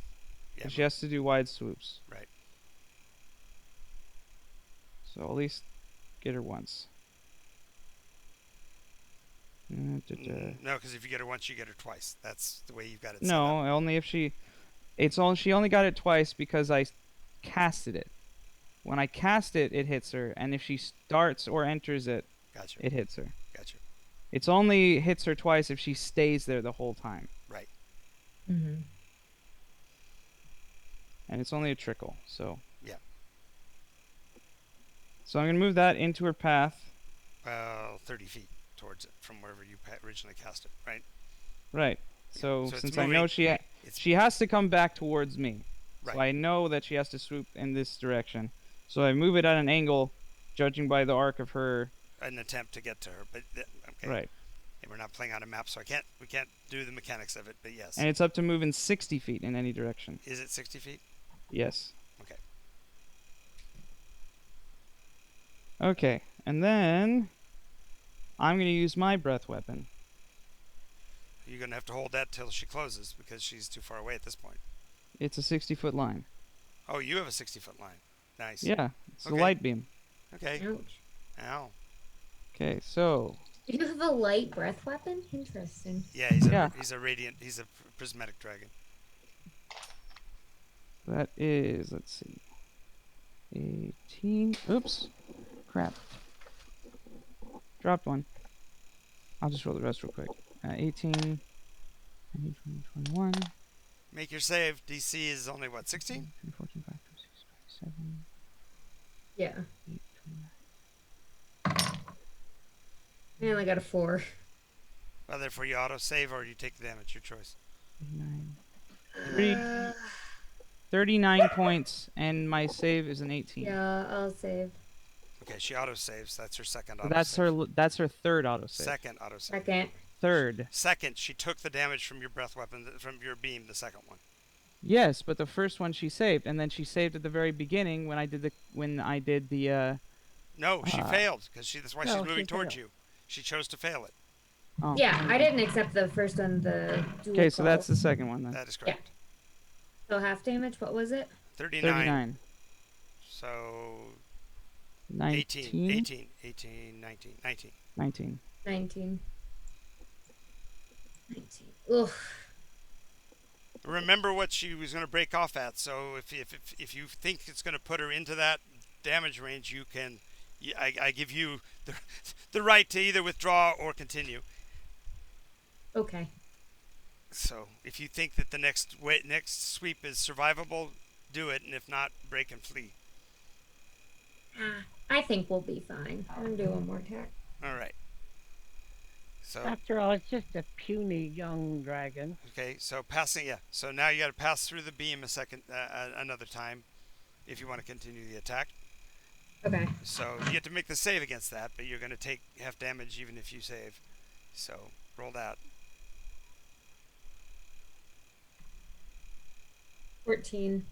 14 won't make the save, so you'll take the damage. 11 damage. 2d10, 11. 11 points of damage. Oh, that's not terrible. Okay, and roll a 5 or 6. See if you get your breath weapon back. You won't be able to use it this round, but you'll use it next. Got a 5. Okay, so next round you will have your breath weapon. You don't have it now, but you're recharging. So you will have it. So this will be your next pass. Do you want to go close toe to toe and stay in the fight, or are you going to stay airborne to try to use the breath weapon next round? Is his beam gone after this, or does it stay? His beam sticks around for 10 minutes. 1 minute. Okay. Or for 6 1 minute, rounds. which is 6 rounds. So four It's more still. rounds. So if I keep looping, I'm gonna have to keep going through it. Right. Yeah. We'll. But then if you land, I also have the chance to move it on you as well. So And either if that way. happens, it happens twice, because then he'll move it on to you, and it'll be on you at the beginning of your next turn. So your best bet is to stay airborne. But again, Can I? How angry are you? yeah. How much? Very. How much do you How want this? much How much do you want this? enraged is this dragon? Can I do a wing attack, or is that a reaction? What's that? Can I do a wing attack, or is that a reaction? Dueling. Legendary actions are not reactions, I don't Right. think. They're only taken in response to an action. So you would only have to wait till somebody did anything. Okay. Well, I don't know. I don't think legendary actions are reactions, are they?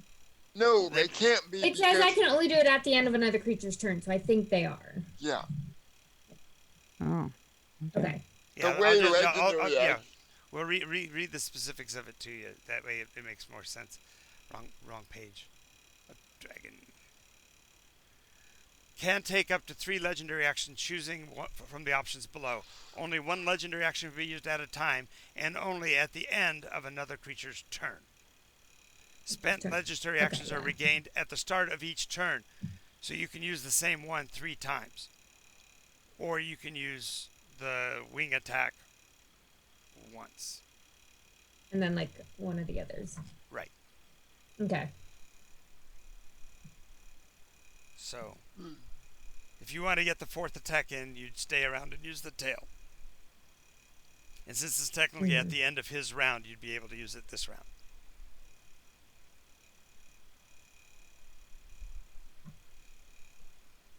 Even though it's the start of my turn already? Yes, because it's literally, we're in that moment of between attacks, right? Okay. No. Yeah, no, you'll have to actually be using it as you leave, so it would actually be more advantageous to use that if you were going to stand and fight. Yeah, I think I'm going to do another... Another pass? Okay. And yeah, do another multi-attack. Okay. All on me? Or spreading them out? All on you, looks like. Okay. We've got... Bedemir's finished off the Dragon, by the way. Nice. So he's over So there 8 plus, uncasing the wings of his Pegasus. 8 plus an 11 is 19. Doesn't hit. We'll miss. Okay. 11 plus 14 is 25. 25, that'll hit. Next one. For sure. And last one is 11, so it's 22. Oh, Doesn't I'm not good at rolling. So once again, a claw. No, this Just is a about claw. how fights against Valera go. It doesn't matter who I fight him with. And then 2d6. That's 10 plus 6, 16. 16 more points of damage. Oof.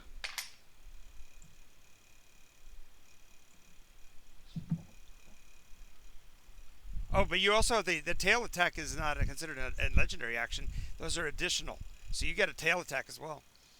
So I can do a tail attack? Cool. Yeah, because as you're flying by, because it's lists all the actions you can take, and then below it it Yeah. says legendary, so you get extra tail attacks if you stand and fight. You see what I'm saying?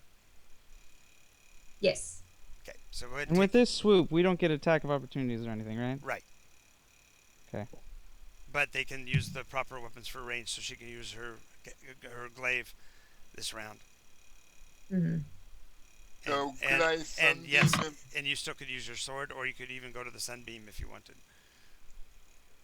But do I want to use that? It's Well, you already- did see his We're breath against weapon a hit it. dragon, so... You used it on Gravelings twice, so... Use it Yeah. once when it really should be used. Yeah, maybe I will go for a sunbeam. I just don't want to let the sword get. You can use 2 more safely. Just don't use the 3rd. Right. Unless we're all dead. So what'd you get on the tail attack? A 17 Plus plus 11. 11. Yeah, that'll That'll hit. hit. And that is a 2d8 plus 6. Let's roll 1, 4, and 1. So 11 damage. Wow! Okay, well then Wow. I like the number 11. Ravenna the weak. She's out of. Although I might, The prefer Ravenna it. the Unlucky. I don't think I'm meant to be killed by a dragon. No. At least not by this one. Yep. Okay, but you guys would more than likely hear the gurgle in her throat because she's satisfyingly getting back a charge. So Throw might boiled want with acid. to try to make this the last attack if you can. Xavier, Sunbeam. Sunbeam. That's a dex save. DC, what's on that? I think it's a 16 or an 18 from the rod. Whatever his spell save DC would be. Oh no, because he's not a caster. Never mind. Right, he's using a rod. I want to say it is 16. I think it's 16. But So did you make the save? You can auto-save that one. This will be your last auto-save, though. If you use it. Yeah, I need to autosave. Well, if she gets it back every time, then she can No, autosave everything. no, she only has 3 day. auto-saves, period. No, but it says that if it's a legendary, I'm not looking at it. It doesn't matter. For the legendary actions, I get it back. For the legendary resistance, I only get 3 per day. Right. Okay. Yeah. Your So- resistance is listed separately. Because otherwise, I would always save everything. I'll be right back. Just a second. 68. Yep, God, I saved. So 6, 8, 8,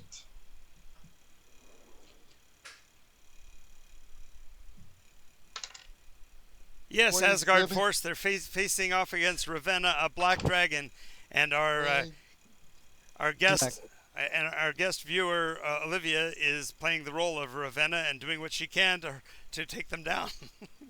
Valiant effort. 12. Ravenna takes 18 points of damage because she's safe. Okay.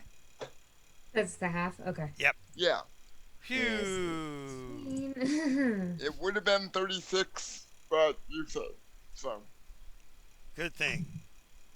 Yeah, shame on you for saving. Doggone it. I know. That's okay. That's okay. Somebody else has a sunbeam that can be used if she wants to. Now that she's got the glaive in hand. Do it. Do it. Do it. Gene?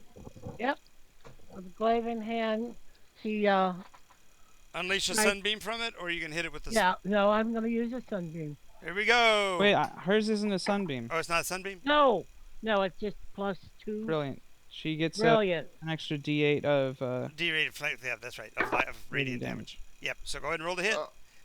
I rolled a 20. Here we go. Back it up. Yep. Back. A 17 plus Max damage. 3. Max damage. So you're Okay. still gonna roll the radiant part, but the other part's max. Now, so. is that a D8 or a D10? The glaive. The glaive is a Glaive? D10 or a D12? Let me go double check. I thought we had this figured out last time. I'm sorry. That's okay.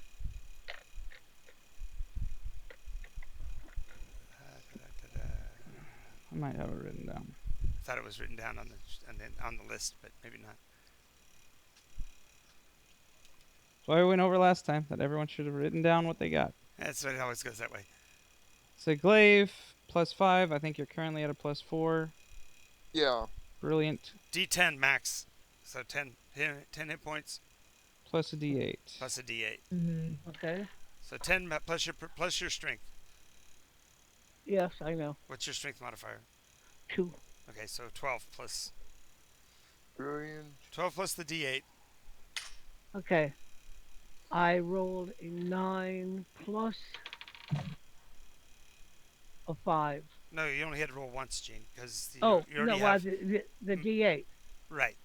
So you rolled. I rolled a 5 on a D8. I rolled. So you already had the 9. max. You already had the max on the weapon. Oh, I had the max So on it's that. 12 plus 5, so 17 points of damage. And my and my strength too. That included it, yeah, because it was a Okay. D10 plus the 2 is 12 plus the 5. 17. 17 damage. How are we doing, Ravenna? Are we still around? We're still around, but we're looking pretty rough. Well, that's okay. You're about to rain down some hell this next round. Yep. Tomato's still unconscious on the upper level, but everybody's kind of abandoned the arena, so he's probably the only thing left up there. So Jack would have eventually made his way up there to try to stand guard over his body, at least. So Laying right on his chest. that may not help.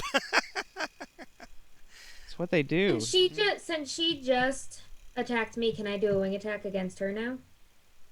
Yes. Since it's at the end of her turn? Okay, Yeah. I'm gonna do a wing attack against her and the general people within. Right. So it's just you're And just feet of her. wheeling and using a special attack. Beats its wings. Each creature within 10 feet of the dragon, which would only be her, because it's literally as she was flying away, must make a DC 19 Dex save. Okay, you get my +5. I think Yeah. that would be against all of us because we're all within 10 feet of each True. other. True. DC 19 though. So I save.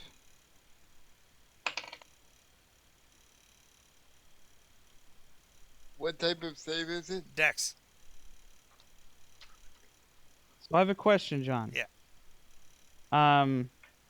Safe. 20. This is completely up to you. But I have the one feat that I have as Valeria is the Sentinel feat. Mm-hmm. Any creature within reach, I take an opportunity against them if they attack someone else other than me. But you're not within reach because they were actually passing by you that whole point was that your friends were not in line with you earlier. Remember, so they're not in. I ducked and stood up. I was within his 30 feet. It's if the enemy is within my reach. So it's up to you. If she's out of my reach, then I don't get the opportunity attack. Yeah. If she is, Yeah, I would say you do not have the opportunity attack in this case. Okay. If she ever stops and stands and tries to again it goes back to what we said before. She has to direct all of her attacks on you. This is going to be since this is an area effect triggered thing. yep, It's her optimal way to get damage to the opponent that isn't you. So, did they make their Yep. saves? I saved. I saved. Gene? Just a moment. I'm sorry. I rolled a 17 on the dice, and then I have the I dex plus save. 5. Okay. Yeah, plus She's 5 good. plus So, 4. it looks like the save obviates it, so no damage is done, and so literally she swung at you with a wing, and it didn't hit. Just a little flap and a little breeze blows your We hair. stand together strong. Exactly. Feel a little Arm dusty in when arm. I was She at swings it. back up airborne, and clearly is getting ready to come back for a third wheel. Back to Valere. Okay. Hmm. Is she going to survive this one, do you think? Or do you think Ravenna needs to break? She's probably gonna have to leave. That close? She's within 20? Yeah. Okay. Well, we've been hitting her pretty hard. Yeah, you have been. I haven't. You have been, and she's been sucking on the die rolls, but it's not been her fault. It's just the dice. Sorry, just a second. So Ravenna will flee. That makes sense. Yeah. When she does, when she flies. Just a second. I get my one action before she gets a chance to. No, because I your have- action is at the beginning of the turn. Right, it's my action. Your action is at the beginning of the turn. If she's flying away, yes, you get it as she's flying away. Yes. No, but you just said that it was my turn before she got... I was just clarifying her action because she has to get to choose whether or not she stays after the sweep before she starts to turn back to have this next round occur. So I was just Right. asking her intent. She's beat up, and so she's going to fly away. If you want to take an action against her, it would be starting the next round. But she's going to Why? be... Math. First, second, third, Math? fourth, fifth, sixth, seventh. She's the last one in the turn. So She's not. She has her turn before Xavier and before Jean. They went, then it's me, and then she gets to move. But yours... Okay. Look, I'm just trying to be fair. So am I. Go ahead. She's flying. She is not flying towards you. She is currently flying away from you because she just finished her last wave. Okay. So Valaire's going to try to run up with the airwalks and do a thunderous smite to knock her down to the ground. Your flight speed is 30. Her flight speed is 30. You will be pursuing her.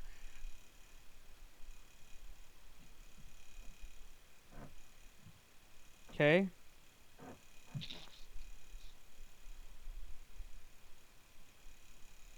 Go ahead. Roll your attack. I thought I'm pursuing her. Yes, Oops, sorry. but her speed of flight is the same as yours, so you won't catch her per se. Then I won't get to roll my attack. That's why I said go ahead and take your attack because I can sense that you feel that I'm being unfair about it. So I'm making it as fair as I'm not possible. saying anything. Yeah, well, you are. Okay. Just for the clarification, when a melee round ends, everybody gets to choose what their next actions are going to be. When that round begins, then those actions are taken. If her decision was not to return to the attack, your action with a melee weapon would not be viable. I understood that we move when it's our turn to move. That's my understanding of it. I could be wrong. Yes. So therefore your move lets you attack. That's why I said take your swing. Okay.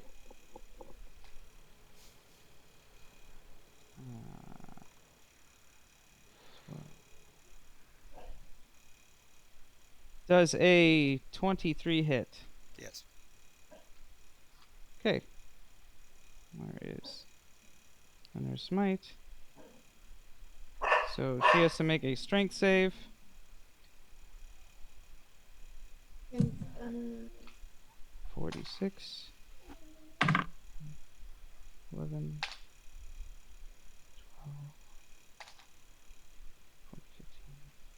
15. I rolled a 15 plus my modifier, so it's 21. 20 damage flat.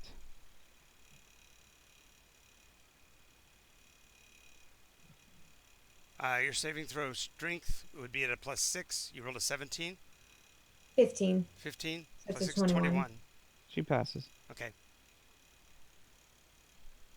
So so Thunderous Smite does 20 damage flat, halved or not halved for the save. Not halved.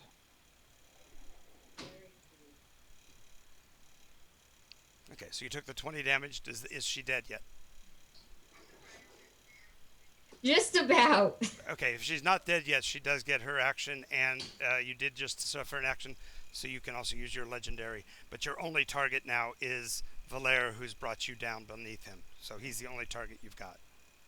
And Okay, and I technically, the fall would have brought you into the stands. So you're really at his same height because you would have just kept him. He would have just kept you from being able to climb out of the arena to turn around. Does that sound right? Fair to you guys? Yep. Yep. Okay. So therefore, you can take your attacks, Okay. but you'll get your regular attacks plus your one legendary that you have left. Okay. Well, since I rolled a 5 last turn, I can do acid breath on him. That is correct. Yep.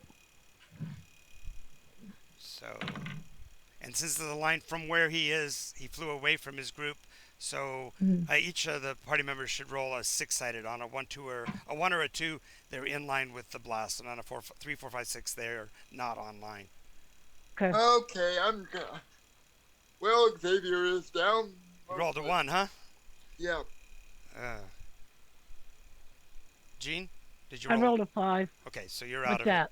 it. That just gets you out of the range of the beam. But I do have a question. yes, Is she within bow shot? yes, you'd have to switch weapons again when it comes to your action. But we're dealing with her action moment at this point. Okay. But yes, you'll be able to switch. Mhm. Okay, so roll the damage on the breath weapon. That's And 28. 1, 2, 3, 4, 5, 6, 7, 8, 9, 10, 11, 12. 68 damage. have to be 34. Yep. I save. Okay, so Okay. 34 damage to you. Gene doesn't have to take it, and 34 is gonna put Xavier down, doesn't it? Yeah, I was at 9 from the initial. So But it's not more than half your normal, A so it's not little a Nova. overkill. It's not Nova. No, it's not Nova because it's not. It has to be double his normal hit points, so it wasn't. It just was a lot. Okay, because my normal hit points is 37, I'm not Nova, but No, I'm down. you are Yeah, Nova, you're but you down. are down. Wait, you can go Nova? Yes, if You do- if you deal twice or more damage than the person can take, it's called a Nova kill, and they get no saving throws. They're beyond death saves. They're gone. Oh wow. So Except yes. for Ray. A dragon with a max out damage and they don't get and they didn't make a save. That 68 would have Nova'd him if he hadn't made the Yeah. save. Gotcha. Wait, let me just make sure, because You saved. It's fine. You're fine. You're fine. Okay. You're not fine. You're at 0, but you're not Nova'd. Okay, and then your claw bite. Yeah. Okay. 6 plus 11, 16. Miss. I'm really bad at these. And it doesn't like to bite very much. Probably has bad teeth. 14 plus Plus- 11, 25. Hit. And then other claw. I did this to my 12 husband. plus 11 is 23. Doesn't hit. Miss. So So one I hit. get one Once claw again with the one claw. But it was a left, right, left. Just so you know, it was a left, right, left. Because you hit with the first one, missed with the second one, then you missed with the first one, hit with the second, and now the other way around again. Okay. 5 plus 5 plus 6, 16 damage. Oof. And the tail. And tail is 13 plus 11. 24 will hit. 24. And we roll 2d8.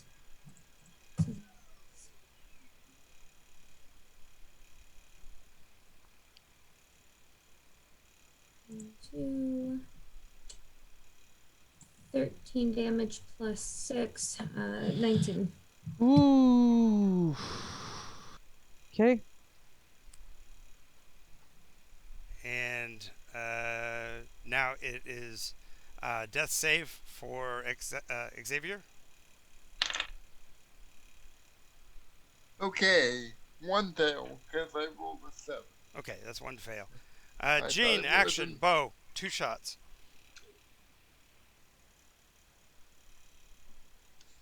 She's. No, she's not. Gene, I'm sorry, I had to deal with my cousin. Okay, 2 shots. I have 6 points left. That was a 19 that'll plus, hit. That'll hit. and that is a 15 plus 5. That also will plus- hit. Good job with the bow. 2d6, 2d8 plus 12, right? 6 on Yeah. each one. No. I only have plus 4 on my Okay. dex. So Mm-hmm. 2d8 plus 8 then. 2d8 plus 8. Okay, let's go.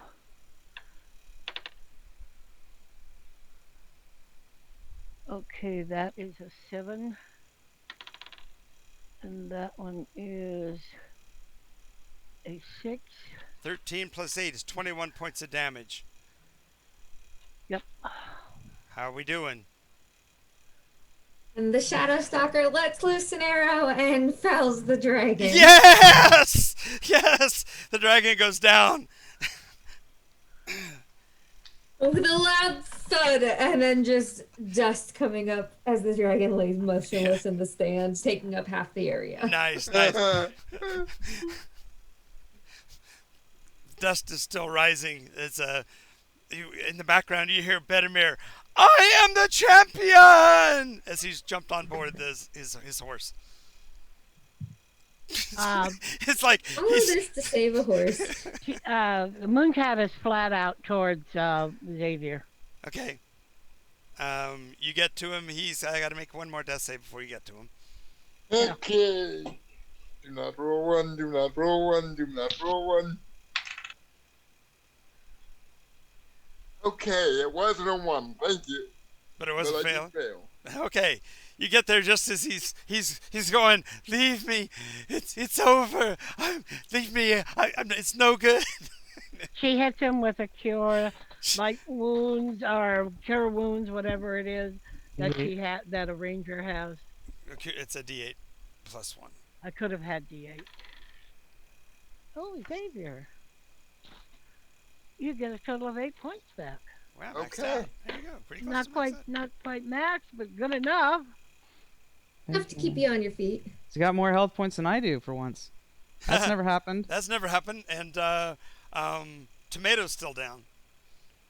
Who? I don't even see him, do I? No, well, he's up in the Valer, stands. Valer will walk over to him. Yeah, Valera would be right there beside him because the fight occurred above the stands. Ah, Valer will give Okay. him 5 points back. Okay. Lay on hands. He also gives himself 10 points. no kidding. But by this time the sky is actually starting to clear as well. Bedimir is back aboard his steed and trots over to where you guys are.